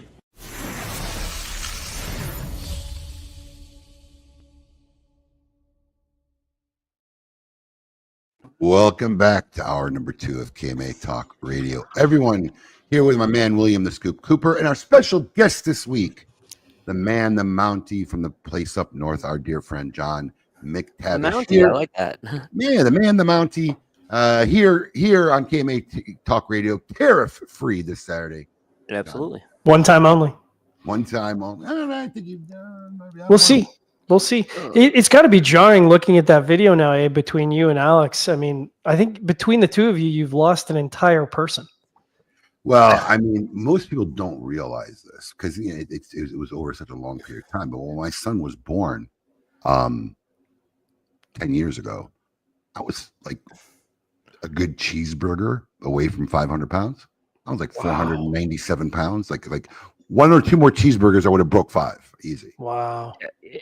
Great job, Abe. You look terrific. It really, I know you said great. You look terrific, man. Good for you. Good job. Feel good too. Really, too. I'm glad. We want you around a long time. So now I gotta get my man Rob helps her over from smoking to come in, and he's a trainer because you feel a lot weak. I haven't been working out like hard, like cardio. I'll play basketball with the kids and tennis, but I know my muscle mass is like go on. Yeah. I'm wrestling with my son, like it's like he's almost beating me. It's not good. Well, that's gonna happen. Let me get that core strength. Not at 10. Yeah, but by 14, you're gonna see a difference. Is what I'm saying. Like playing basketball with my son at 14, I got schooled. So. It really is not. Not too happy about that. Yeah. Not too happy about that. Yeah. I've been very bad with our advertisers today. I apologize. It's very hard to talk, focus, tell stories. It's hard, man. Good thing you don't have a cigar in your hand. You'd really be lost. Seriously, I wouldn't be able to smoke it. I would have been screwed. I barely got 2 hands to handle all the things I got here. Before we head into our normal segment, anything you guys want to talk about that stood out at the show? Because I mean, you guys are really there doing the work, right? How much time do we have? I'm sure you guys have your own episodes of what you're going to do, whatever. But for our KMA fans, if there's 1 or 2 things that really stood out that you want to maybe chit chat about, let them know about, anything caught your eye, Cooper? Like product wise or theme wise? Product wise, theme wise. I mean, I'll tell you what I noticed. Anybody notice like a lot of these new vendors like on their phone, like not even getting up and interacting with people? You want to kick that off? Because I was flabbergasted. I literally wanted to throw cigars at people's faces and see if they would look up, because I was like, bro, this is like, you're a small boutique brand. Maybe this is your first show. I walk past your booth with a camera and all your guys are on a cell phone. You don't even look up. What are you doing? Messaging and stuff. Yeah. What are you that doing? Caught my eye. That definitely caught my eye. Anything else? It was interesting, the whole foot traffic thing, which is not something that the PCA measures. They measured badges, right? It definitely seemed like the foot traffic was a little more steady this year. Surprisingly, there were several manufacturers that told me they had slower shows this year. Yeah. I mean, there was? Yeah. Everybody I asked, our best year ever. I mean, that's all I ever get. There were about 4 or 5 at least that told me that they had slow. After the show, you got to tell me. I'd like to know who the real honest people are. Yeah. No, it was definitely, it wasn't that they had terrible shows, but this whole idea of, everyone's here to buy, isn't always tire kickers, Coop. We always hear, like, when it's slow, this is the excuse we get from these go, there weren't tire kickers here. These were the buyers. I'm like, no, that wasn't happening. I mean, honestly, who flies out and spends all that money to be a tire kicker? I mean, don't if you know. live in New Orleans, You will be surprised with some retailers. Really? I know. Yeah. Really? It's a lot of money. They are all. There's a couple of these retailers, and I'm not gonna that go out there and they want photo ops. So go back. Wow. Look who I'm with. I'm with so and so, and then Really? oh yeah, I don't get that at all. And it was easier this year, Abe, because it was in the East. So that's where I think it's a short flight. It wasn't a flight to Vegas. A lot of these guys in the East can get there. The Southeast in particular, most people could drive to this thing if they wanted to. I don't think moving it does anything to increase attendance of the show. How do you guys feel? I think what we saw is more East retailers came. And you get less West. You know what I mean? Yeah. I don't know. I mean, look, one of the things of moving the region, I think early in the days, because you guys, I don't know how far back you go, but it was like in a different one every year. Yeah. Yeah, I remember going back. Absolutely insane. New Orleans, Orlando, Vegas. I mean, Nashville, San Antonio, Houston. That must it was have in a been so different city expensive. every year. Yeah, so expensive for the manufacturers. And I don't think that increases attendance. Yeah. So you're drawing more. Or if it's more, it's really not significantly more or significantly less. So I think you just pick the fucking city, make it Vegas, let all the manufacturers have much less expense. They could store their shit in one city forever and be done with it. Stop wasting your time looking for new venues. Well, the problem is when they basically made the spring decision, they didn't have a venue unless they were going to stick with the. That was the songs were ending and there was no chair to sit in. Yeah, that's exactly they pulled the trigger on it. Yeah. There was a hard lesson. Do you feel the spring has made any difference? Yeah, it's hard to gauge, right? It's hard to gauge. We'll know in 2 or 3 years, I think, for sure. But what difference is it supposed to make? I'm curious. Well, I think the idea is that, well, at least my understanding of the concept is that it's slower time for the retailers, right? So it's not peak time for the shops. So the idea is the excuse that I can't get out there because I gotta run my shop is less of an issue theoretically. But obviously, nothing is perfect because, of course, you're coming out of the slowest time of the season. And I say this as a former retailer, bro. You're cash strapped, right? That's what I heard from. Yeah. But I will say quickly that, and I think it's true. I believe this. Josh said that the PCA did a great job of outreach programs to retailers, so never attended retailers.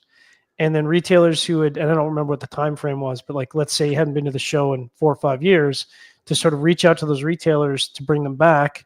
And so there, we did see that in the numbers presented for the amount of retailers registered.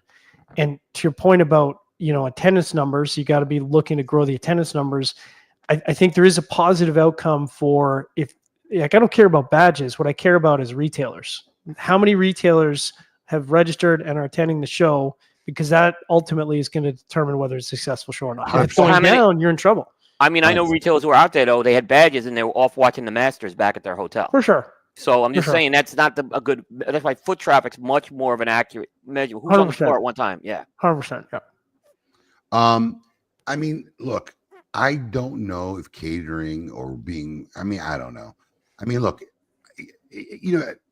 the funny part is a lot of people who know my company or me now don't realize that I had one 900 square foot store, right. had no employees for many years, not a single employee, and I always went to a trade show. Yeah. But you've got the mentality, Abe, that you are there to support the industry, right? You are all in, you're committed, you believe in the industry. Well, back then there were like really, back then they didn't practice selling a lot of shit prior to the show. That started later. So you really kind of needed to go to a show if you really wanted to stay up to date on what's going on. Back then there wasn't a lot of social media. So if you didn't go to the show, you didn't know what the fuck was going on.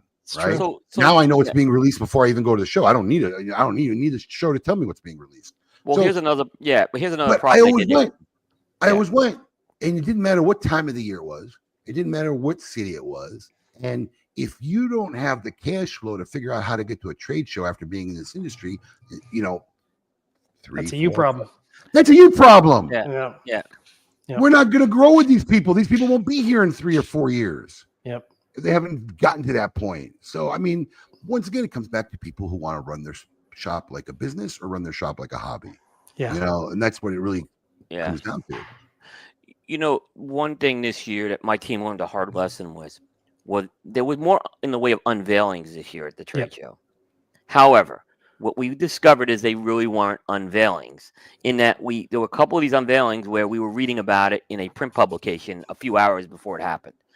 And we basically, in the middle of the show, said we had one that we kept a commitment with. DuPont was great with us with that. But after that, we said, we're not doing any of the unveilings anymore because it's time consuming. Unless we're broadcasting it live, it doesn't mean anything. And oh, by the way, if you're going to give it to a print publication a few hours, why am I there? Don't tell me. We can spend an hour on it. It's just just don't have that kind of time. And I think what they should do is the unveiling should be on that day 0. That's what you bring them into. You say, if you have an unveiling, come into the hall and you can unveil it to everyone in the audience or outside the trade show floor. And don't give it to a print publication. That's not the spirit of what this. And they can't. They get pressure from a print publication. They do it. So that's what happens. But overall, go ahead, John. So I was going to say, overall, I think it was a positive show. I mean, I think we got lucky a little bit. I know Coop loves it when I talk weather, but we got lucky a little bit with the weather. I mean, if this has been a rainy show, like, we'd be having a very different conversation about how the show went. So it's great that the weather was pretty perfect, honestly. So all the events sort of, as planned, stacked up. Everything pretty much went off without a hitch, at least to an attendee perspective. And so I came away from the energy of the show going, there was a lot of things that could have derailed the show going into it. I mean, there was stuff happening the week before. It was still a pretty positive show. Yeah. I'll say a couple more things and then we could move on to our normal segment. One, if you're worried about what time of year it is for cash flow, whatever, and these are the people that you're worried about, how much are they actually going to come and spend at the show? Right? How much are they buying if they can't figure out how to get there? And 2, the one overwhelming thing that I heard from every single soul, and I didn't go myself, I was exhausted, was I heard this was the best opening gala ever. Yeah, hands down. Coop, I think. I didn't go. No, I didn't go to the park thing. Okay. So I wasn't there, but everything I heard, it was one of the best. I mean, but I remember there have been some really good ones in the past that people may not remember, like the old Altadis and General ones. They had some very good ones. Big galas. Yeah. But I think this was 2 best years one ago in a long time. Then. Yeah. They didn't have nachos. They didn't have gas station nachos like last year. Which they did. I mean, I'm sorry. Last year, they didn't have gas station American nachos. It was the best opening gala since I've been attending since 2013, and I thought 2 years ago was a very, very good gala, and they managed to top that. Yeah, so I heard really, really, really good stuff about the opening gala. All right, John, how is your musical knowledge? Oh boy! So I'll just preface by saying I'm great when I'm listening to the show. I seem to be a musical genius, but as Coop hears me repeat, because I do a cigar jukebox sometimes with Coop, I say, in this industry, somehow I have the lowest musical IQ seemingly of anyone in the industry. No, you don't. No, you don't. My music knowledge is poor. Solid, so John. Trust me. We'll see what happens. See if I can pull it out. All right. Well, it's time to test everyone's musical acumen. Brought to you by the fine folks over at Avo Cigars. It's time to see if you can name that jam.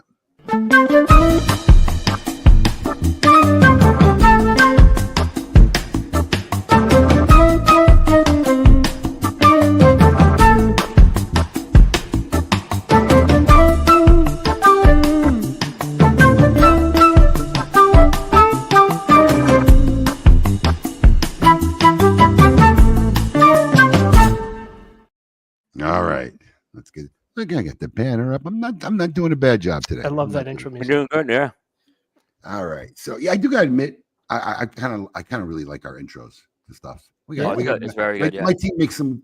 That's the second best intro on the show. Second, damn right, Coop. That's the best. What's the first, Coop? What's the first? It's mine. It's mine. Yeah, it's really good. When that was lost, I was heartbroken. You were heartbroken, man. Look, I was like, God damn. All right, let's see if I can figure out how to do this. So I don't know what he did. He did I think he told me he was going to do a satanic one, reverse. Oh, yeah, that's what we did last week. Yeah. Van Halen, little. I don't know what this is, but I'm going to play it for everybody. We're going to see if you can name that jam. Here we go.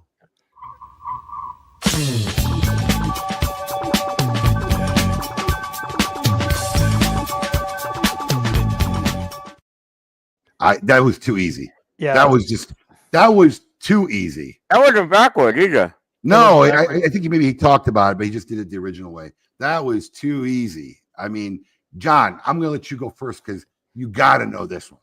I know the song and I can't name the band and I can't name the song. Yeah. Oh, this one's an absolute. All right, what's the song? Cooper? When we did it, once in a lifetime. Yeah, Talking Heads. That was Heads. way too easy. Yeah. That was I got to do my job and get the fuck out of here. Alex set up. That's exactly what the fuck. Well, we stumped the surgeon. We did stump the surgeon on this one. So. Yeah, I knew the song. I just drew a blank on the song title and band. When I hold my arms up, I always have it. If I don't hold my arms up, I don't have it. So. Oh, that was like I know that was too easy. Yeah, he picked a more obscure part of the song. I thought he was doing it backwards. I thought he was going to do it backwards. You mentioned that to me, and then it's all right. Talking Heads, easy pick. I think almost everybody got it. Brought to you by the fine folks at Avo Cigars, always making eloquent music with fine tobacco for decades. All right. Build that segment up. Yeah, if we can do some 80s hair metal backwards, I feel like I might have a shot against Coop. 80s hair metal. Oh, yeah. I didn't think you was an 80s hair metal guy. Oh, I'm a mystery. I grew up on hip hop and metal, which, two opposite genres, but that's what I grew up with. John knows his metal, yeah. I'm sorry with all the comments, people. I haven't been able to put them up. And a lot of people got that one, so they do a good job by the audience. I was a big Talking Heads fan in my college years. I was Talking Heads. Yeah. Of course. Yeah. What's a radio play? Yeah, I like the fact that my kids know them too. My kids, I got to really give them props, man. Because as a classic rock guy, whatever, I always wanted them to hear that music, not just the shit that was playing on the radio. Nowadays, they're into all of it. They know the new stuff. They know the classic stuff. One of my daughters listens to Elvis Costello. They're all across. Oh yeah, they're all across it. They really are. They know. They love their Pink Floyd. Did they hit you with listening to a band that's really old, Dad? It's really, really old. And it's like, oh my God, don't tell me that. No, because they actually know the really, really old ones. Oh, the really, really, really old. Yeah, I mean, they actually will play Zeppelin or whatever. And, nice. They think it's kind of cool when you do something like from the early 70s. I'm like, right. I know Zeppelin. I know. Yeah. I mean, my daughter did Painted Black for the digital experience on violin. Yeah. So that was amazing performance by her. I like that because at least I can relate to them on some level on music. Yeah. I mean, when I took my wife to go see Gilmore last fall, like my daughters were jealous. You surprised me. I didn't think you were a Gilmore guy till after you went there. I've been a hardcore Pink Floyd fan. His album was amazing last year. At almost 80 years old, his album his live show was amazing. Yeah. It was one of the best shows I had seen in my adult life. It was an amazing show. At his age, his daughter came out who has some songs with him on the new album. She played with him. It was just epic. It was epic. And the best part was my wife didn't know it was coming because we had seen a Pink Floyd show, or maybe it was still a David Gilmour then early in our dating career, like we just started dating maybe, and my wife had no clue who Pink Floyd was, like literally. Wow. Okay. So she went, and I think we went with a couple of my friends, so we're all excited. She's got no clue, hating the show, doesn't understand why there's flying pigs going on in the air and all this stuff. And on her own, I don't know what happened, but like in the last 10 15 years, she's become really hardcore Pink Floyd fan. Nice. And love them. Probably me playing it, whatever. We've gotten into it, breaking down, know the history, read up about them. And one of her biggest regrets is she can't believe she was at a concert, but was oblivious to who she was seeing at the time and couldn't appreciate it. So when I found out Dave Gilmour was doing a show at Madison Square Garden, I just quietly booked us tickets and took her there, and she had no idea that's why we were going to New York. So it was one of a more epic trips. Good shit. Gotta love Floyd. Gotta love Floyd, man. I mean, beyond their years. I do. Masterminds. I mean, there's an argument about the various albums, but that's a whole different show. That's a whole different show. Coop, how is news this week? Is it heavy? Is it light because you were away? Boy. I don't know. Well, what we did is I highlighted some PCA releases this week because that's all that was pretty much. Nobody getting hired, nobody getting fired, no transition of jobs. I haven't heard of anything. I didn't hear of any firings at the show yet. Yeah, what was the over/under on national sales directors departing?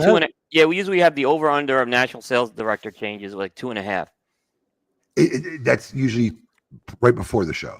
Yeah, I mean there was one guy hired right before the show that we both know, Abe.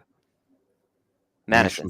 Madison got hired as he was like the president of Casa 1910. That was the big one. I mean, look, there's a couple guys there who I know very well who are working with that company now. Yeah.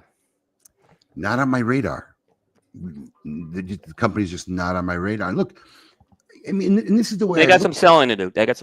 I mean, this is the way I look at it too, right? I mean, I have our group, Smoking Social. I'm in a few other groups I'm heavily in.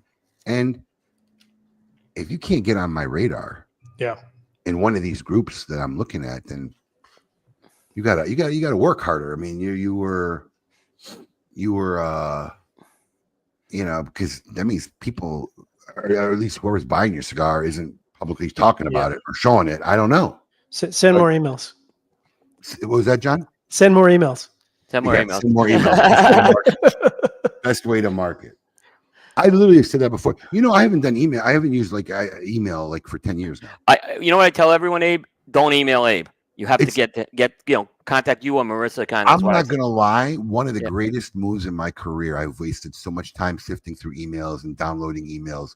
I have, thank God, an assistant who anything pertinent gets emailed to her. She filters through the garbage, puts on my desk what I need to read, and I only keep an email around when I have to update a password.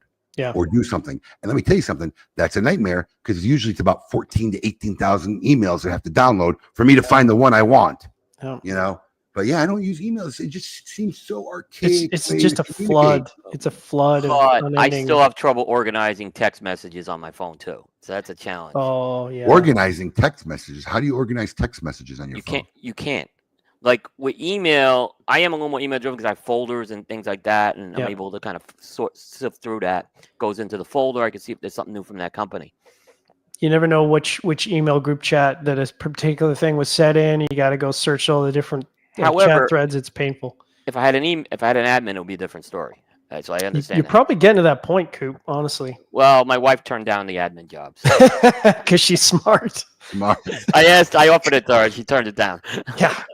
Oh, that's great. Well, anyways, let's see what our good friend William Cooper has for us and find out what is the scoop. If I can find the segment. God dang. Here we go. It's time to find out what's the scoop with Coop. Hey, yo, what's my theme music? The Scoop with Coop. Breaking industry news. Hear it first on KMA Talk Radio and cigar-coop.com.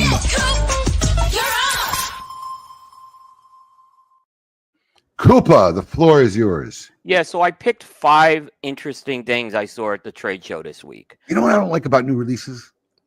News? Wrapper, binder, filler. No, it doesn't give us controversy to bullshit about.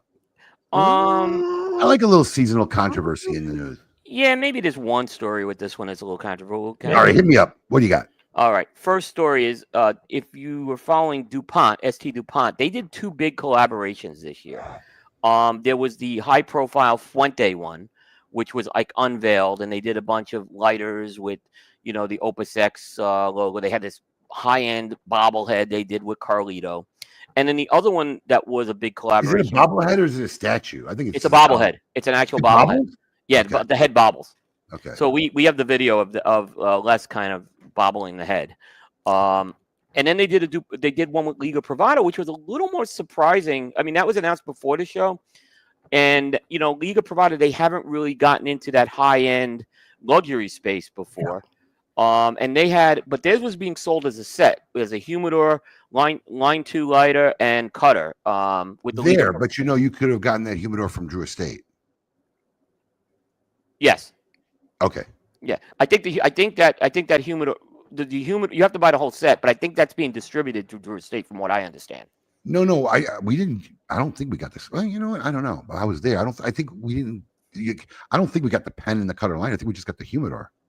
If you got the humidor, you got the cutter and the lighter with it. It was sold as a unit. So. Maybe check receiving. Somebody's got a new pen. But yeah, right. I didn't see a pen in there. It was just a cutter and a lighter. Maybe it was a cutter and lighter. Yeah, it was a cutter and lighter. They at the show they had cigars in it, but the cigars were just put in for display. It does not come with cigars.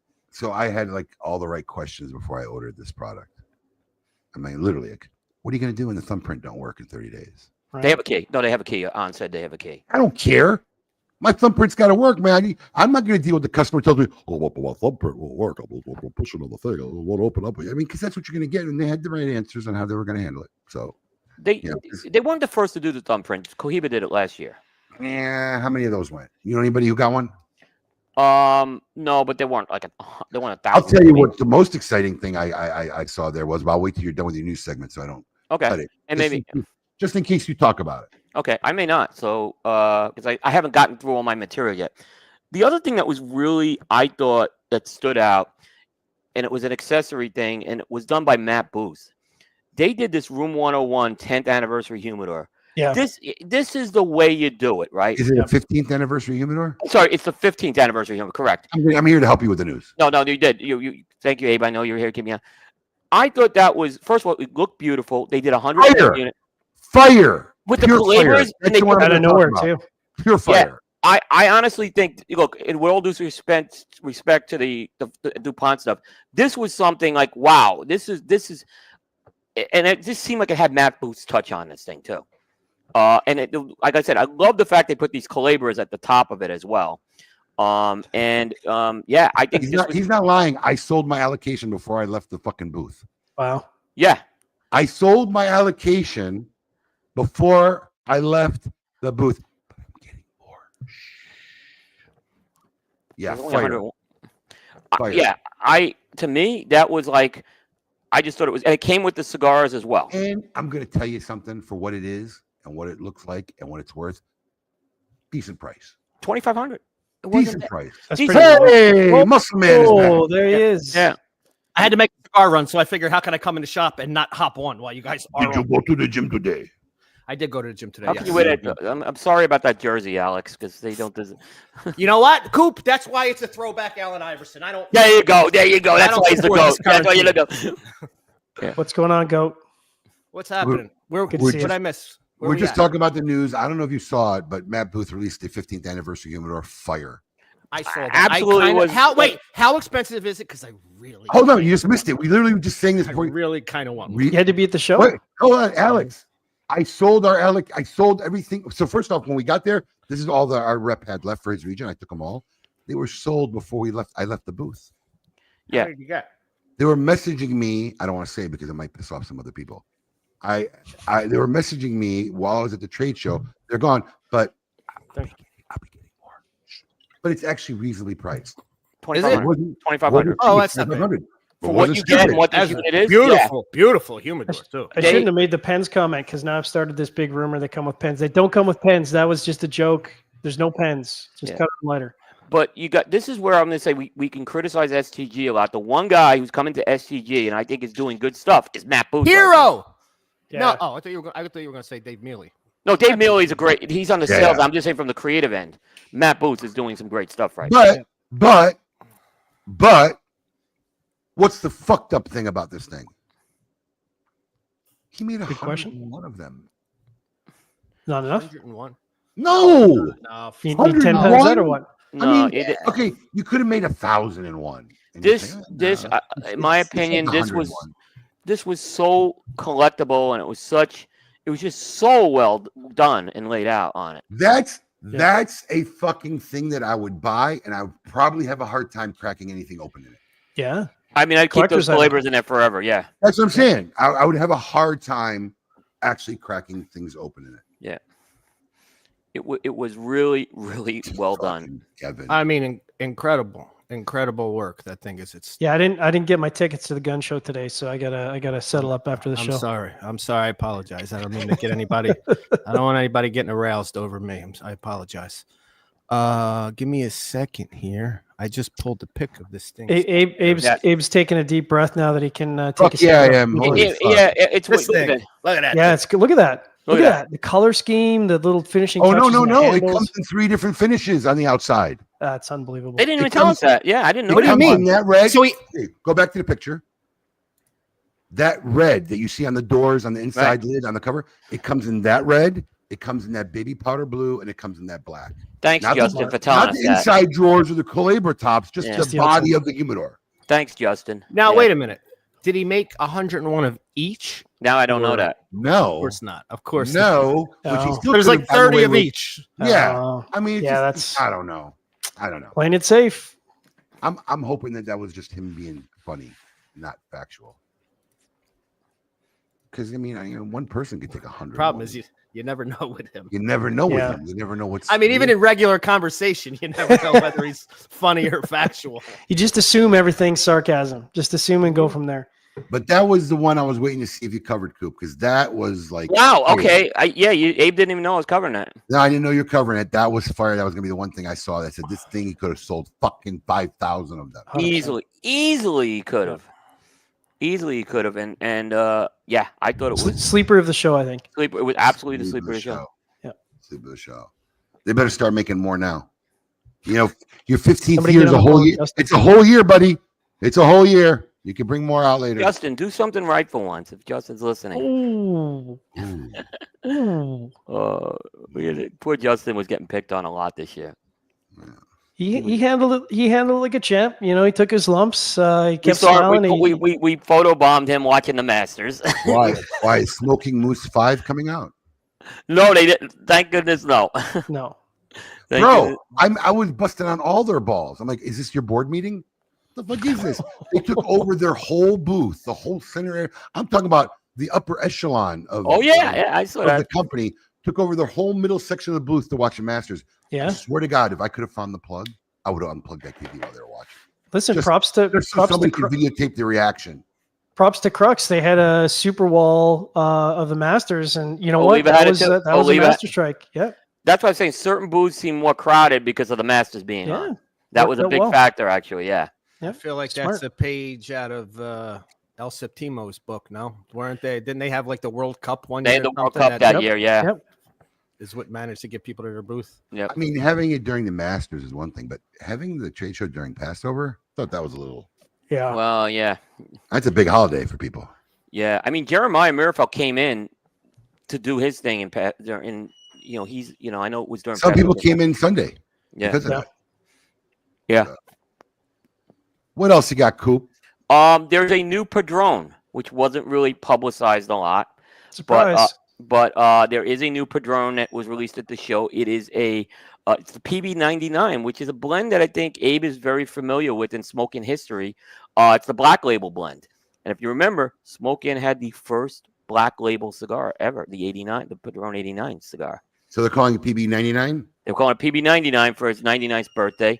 So like a Toro pictures size? are horrible. I know the pictures are horrible. I saw, it looks like you took them from the case, right? Yeah, I couldn't get them to take it out of the case. Oh my God! Do you want to talk about the lighting, Coop? Oh, the lighting was awful at this show this year. Believe me.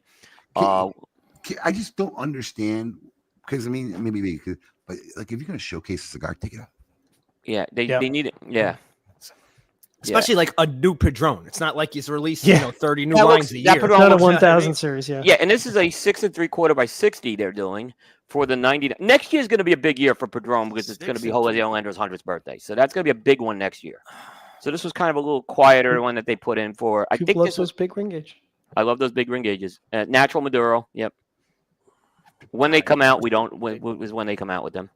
Why won't they do these PBs in a normal size? I mean, what do we got? Torpedoes and now a giant 660. The American audience, man. That's you know, the American consumer wants a big ring gauge. I thought the Corona Gordo was the best size with Smoke-In of that blend. That's great size, right? Great size, of course.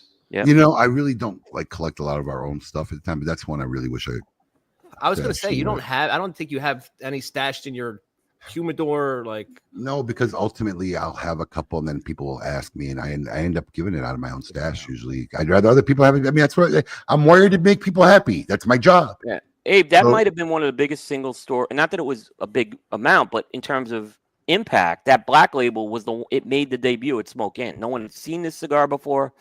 and that was the first time it came out. And obviously they've done it. They've released it for like CRA, and they did a release at the trade show 2 years ago with the torpedo, the big torpedo. We've been blessed to have a few projects with Padron. I was going to say, let's not forget too. Essentially, the origin of the number 4 kind of started at Smoke In as a micro blend release. That's right, the SI60.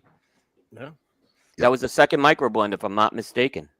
First was Tatuaje, Tatuaje, Padron, my father, Solaris. Yep, that was the first 4. Heck of a way to start. And I think listen, because originally, I went to big hitters because originally I was only going to do it in celebration of our 15th anniversary. Right. It was just going to be like, we're going to do 1 a quarter. This is what we're going to do, and I don't know what number. Created a beast. 24 or whatever it is. But.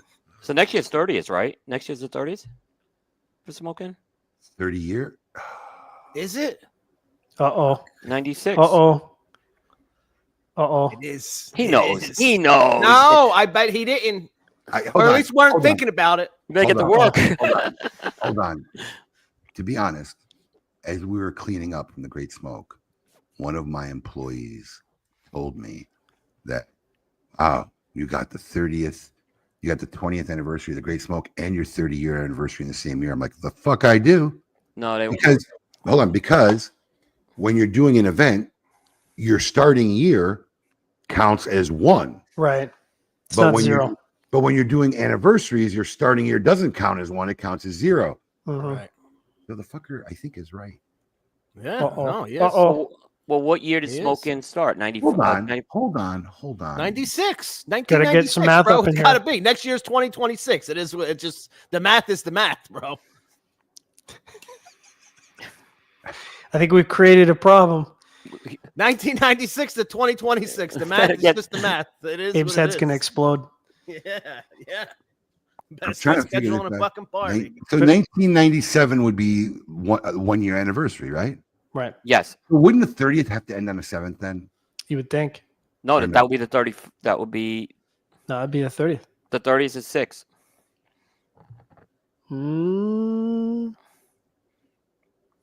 Yeah, because you would start your 10-year anniversary in 2006. Plus whatever the anniversary is the year it falls. So you add 30. You had 1 to get 97. Yeah. Yeah, 4 guys trying to do math on a cigar show 26. here. It is next year. You got some work to do.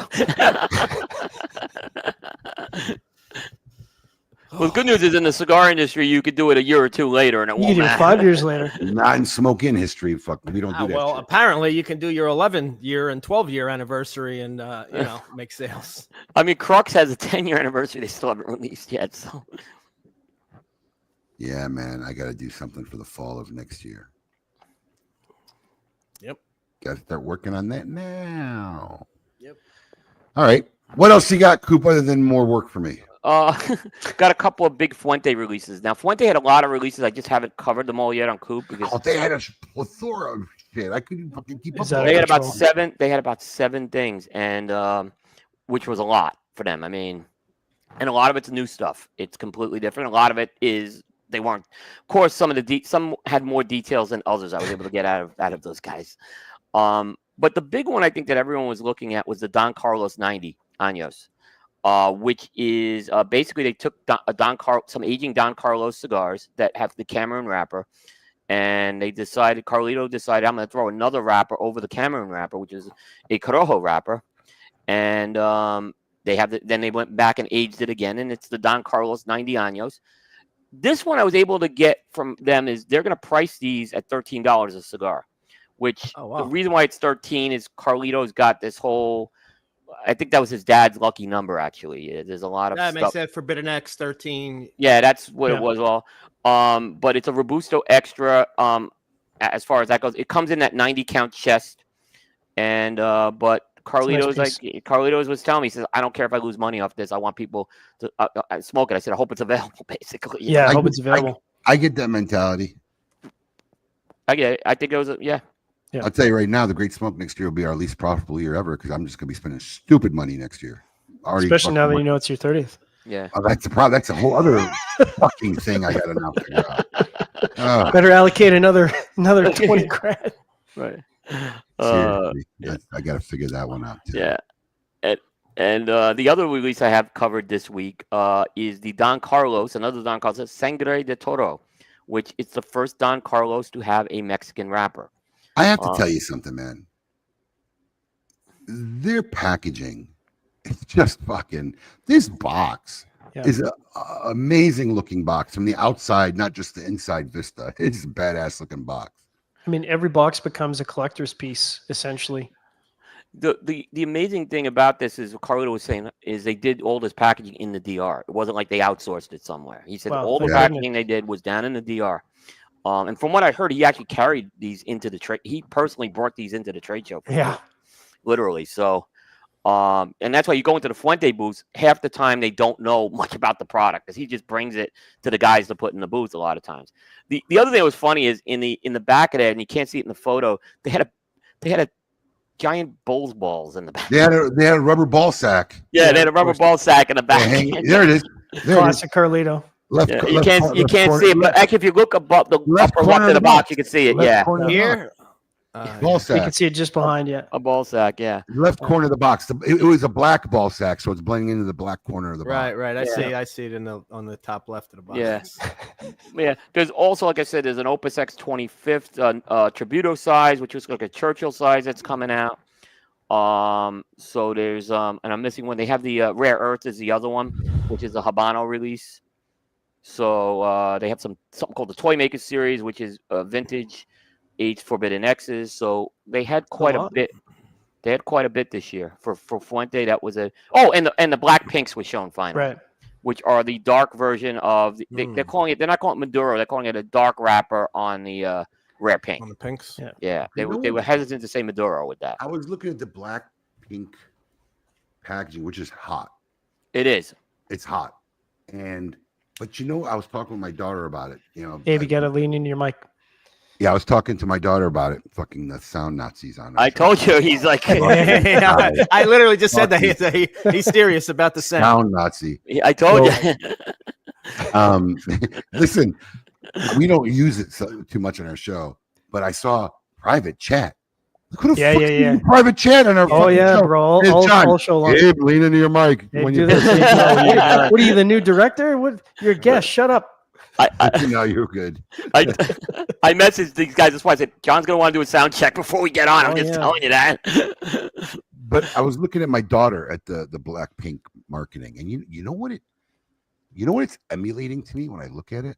Black Panther? Handbag marketing. It looked not like surprising. Yeah, not surprising. Like sexy purses. The way it had it set up in that glass case, I felt like I walked because I got 3 daughters and my wife. I'm walking into handbag stores. all the time. Yeah. It reminded me of handbags, like high-end luxury handbag shit. It was hot. Carlito, I think, is very much influenced by the luxury market as a whole. Yeah. So yeah, I'm not surprised. But for whatever reason, that just part alone reminded me of handbags. The shape of the boxes, the beads they had in it. I felt like I was looking at a very box luxury of Black Pinks. That's going to bang you up a lot less than the handbag store. I'll tell you that right now. 100%. And you know what? Holy crap! Fucking looks better than some of them too. Yeah. Last year they kind of put up a box of the Black Pinks, and Carlito puts this thing as "C Coop for the scoop" in the booth. Yeah. And I've had people messaging me for a year. When are the Black Pinks coming out? Like, I don't know. I don't even think anyone from Fuente knows when they're coming out. Oh, that was a great thing for Carlito to do. Coop. Oh, it got me. Yeah. Cooper. Carlito thought it would be pretty funny to have your number up there so people could message you. I told him not to because I said you're really busy during the show, but he thought it'd be kind of funny to do. Thank you, Jose Blanco. That's funny. Anything else you got going on, Coop? That's it. We'll have more as we're kind of diving through a bunch of our content this week. So there's a lot. There's a lot. I mean, I tried to pick out 5 things this week that would be interesting. I'm glad I picked one that was on Abe's list. So I'm like, I didn't talk about that. Yeah. I cannot tell you in my career. I love this. I cannot Coop tell you for the scoop. Ask Coop for the scoop. I love it. He did that. Yeah. Good thing his number wasn't on there. Yeah, the Black Pinks were right above that. Yeah, he did that.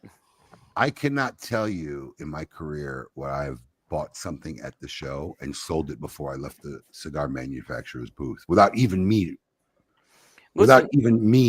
trying to sell it. People message me right away. If you get one of these, I want one. If you get one of these, I want one. And that's why I get so frustrated when I see them do Punch Wieners and Mr. Punch's Wieners. And Mr. Punch's bunch of wieners. And they had diesel brisket. I'm like, what's even worse is they're very proud of that one. Oh, I know. We had there was an animated discussion at the media compound with Very Justin. animated. They're very proud of that. Oh, the cigar's good. I'm like, it's diesel brisket. Come on, that's not that really. Well, for more information and stay up to date on everything coming out from the trade show and throughout the year, please visit our friend cigar-coop.com. Yep, we have the videos going up, but honestly, I wanted everyone to rest when they got back from the show. It's Easter weekend, so we're going to start it next week. Yeah. There's plenty of other videos out there, so go watch them. I need 7 days of 10 hours of sleep just to get back to baseline. Yeah. Yep. So. All right. Let's see here. Alex, now you're here. We don't actually have to do your video recording. I'm running a video. I already recorded. I'm running the video. I made the video. I'm running the video. I'm not even where I'm hanging out. Oh, so you still want me to hit all the buttons? Yeah, he's I'm here. I got it. I'm here. Okay, I wasn't sure. But I'm still running my video. I'm not talking over video. You get the explanation from my video.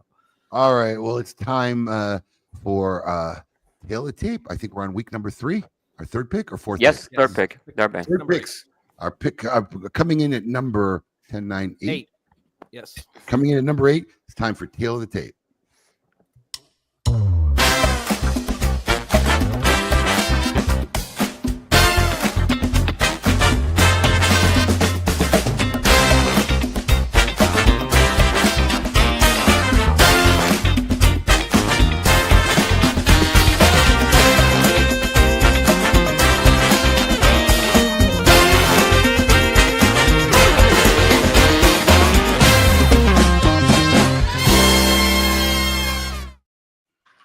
So I know during when we were in the green room, I was giving John a little feedback of what our theme was for this season. And John, you had some time. Do you have a favorite TV dad you remember from your early years? Oh, I sure do. I mean, Coop and I are almost the same generation. And I think we've had a conversation about this previously.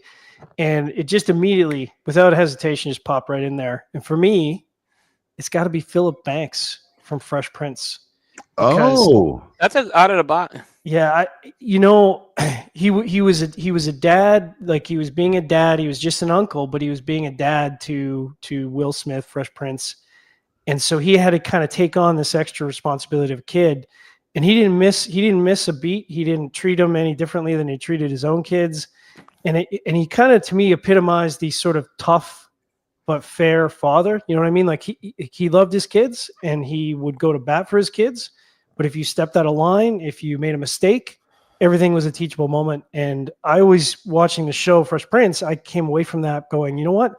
This guy is a really good father model because, he wants to set his kids up for success, but he's not gonna let you get away with anything. He's gonna call you on it every single time.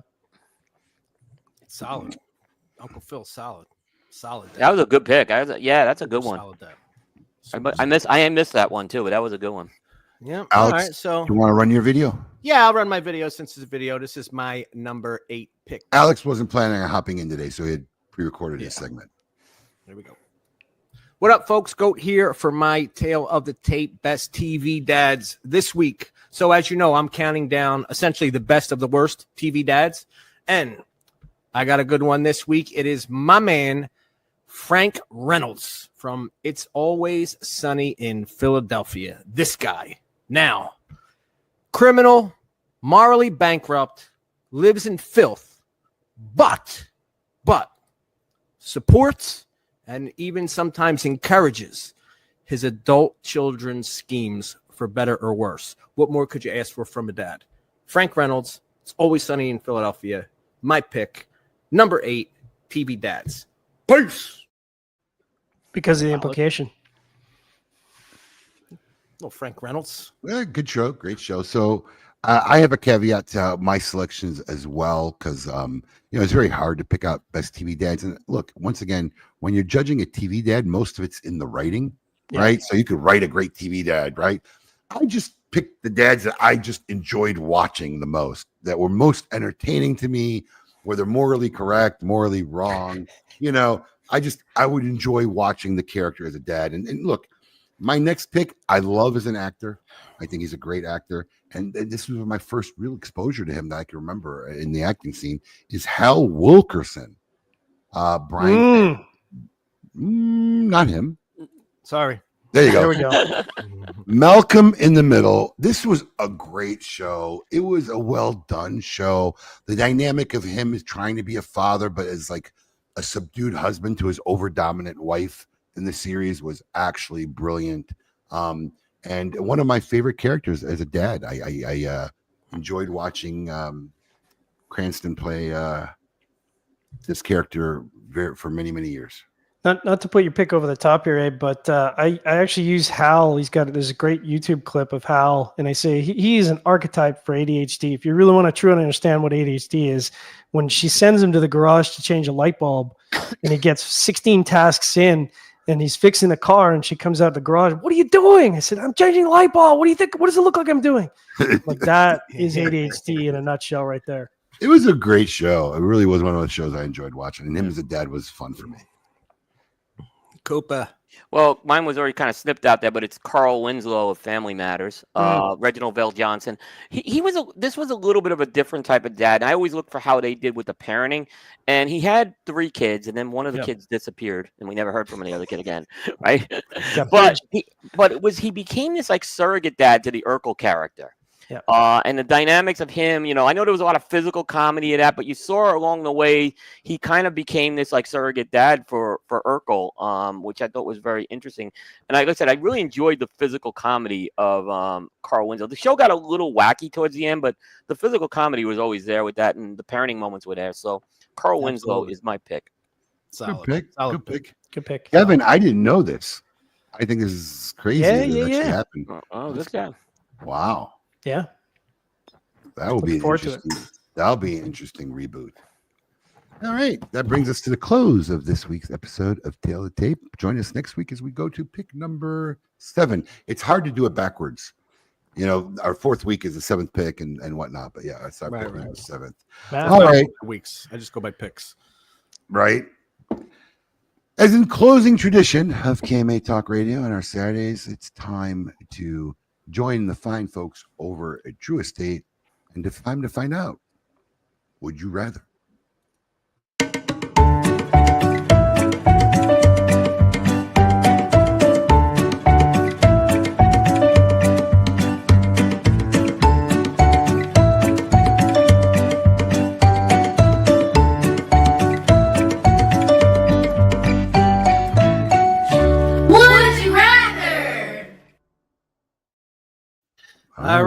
All right. Let's see what they got for us this week. While on vacation, do you like to get up early and start your adventure? Or would you like to sleep in and relax? This is actually a good question. It was a good one. That was a really good question. When I was editing it, I was like, that's actually a good question. Yeah. Because my wife and I are completely the other sides of the spectrum on this. You're ready to go. You're an early. I'm early. I believe it's a vacation. I want all my experiences. So look, there's 2 different types of vacations, right? You go to that, which is not really my type, that resort where you just lounge on a hammock all day.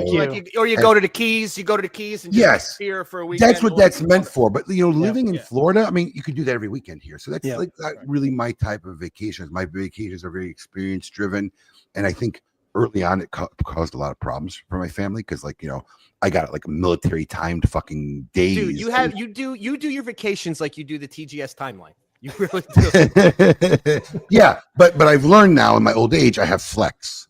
Right, you gotta leave, I might be tired here, so we're going to do this instead. Right. I have flex in my planning now because to put them all on a stringent timeline and routine doesn't work, and I learned that early on. But yeah, my wife is more like, we're on vacation, we should sleep in, bro.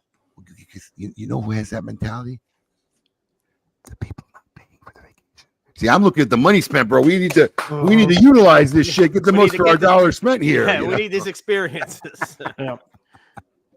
That's where I stand on that. I'm not a 6 a.m. start, but 8 a.m. start is respectable on a vacation.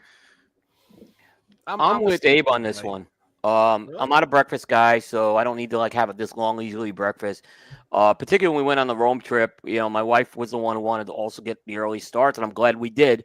But what we did do is we took it easy at night, for the most part. So I'm not gonna be out partying or anything like that. So I'm definitely on the early track because there's more you can accomplish in the daytime than at night, whether it's a resort or visiting places. So.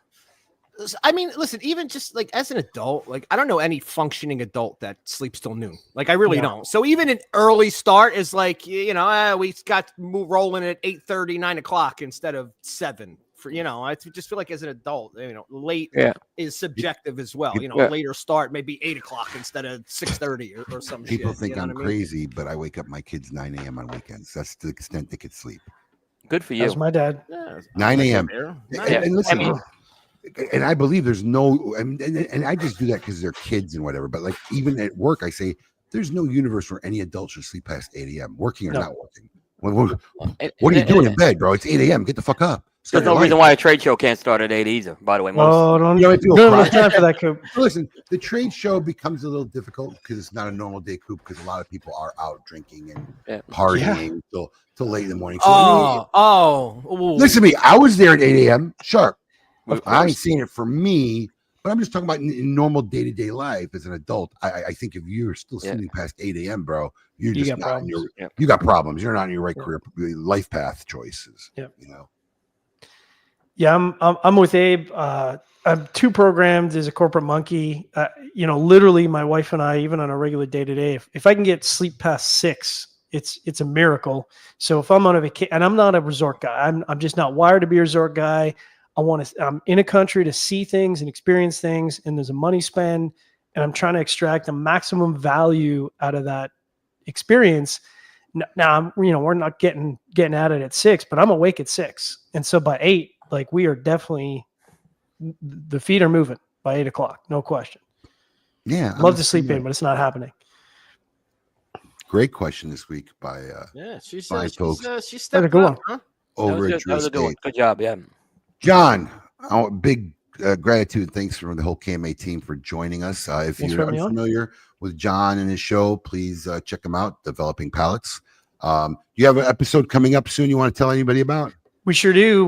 We got a big PCA recap show this Monday. We're going to have some retailers on. We're going to have the big show headliner is Steve Saka, and hopefully he'll have not gotten a good night's sleep because Cranky Steve is always best Steve for a show like that. Little boozed up, Steve. Little boozed up, Cranky and boozed up, Steve. Cranky and boozed up is the best Saka. So we've got Jay Davis, Mike Sheponkevich, Steve Saka, and then the Developing Palates crew, and of course I'd be remiss not mentioning Coop. So. That could be a 4-hour show. I mean, we have so much to talk about. Yes, it very well could be. But check out our beer free show. Poor Jay Davis. Poor Jay Davis. You know what? Because but Jay's a nice guy, and we're all kind of friends. Super nice guy. And he kind of gets stuck this time of year every year being the defender of the PCA. That's right.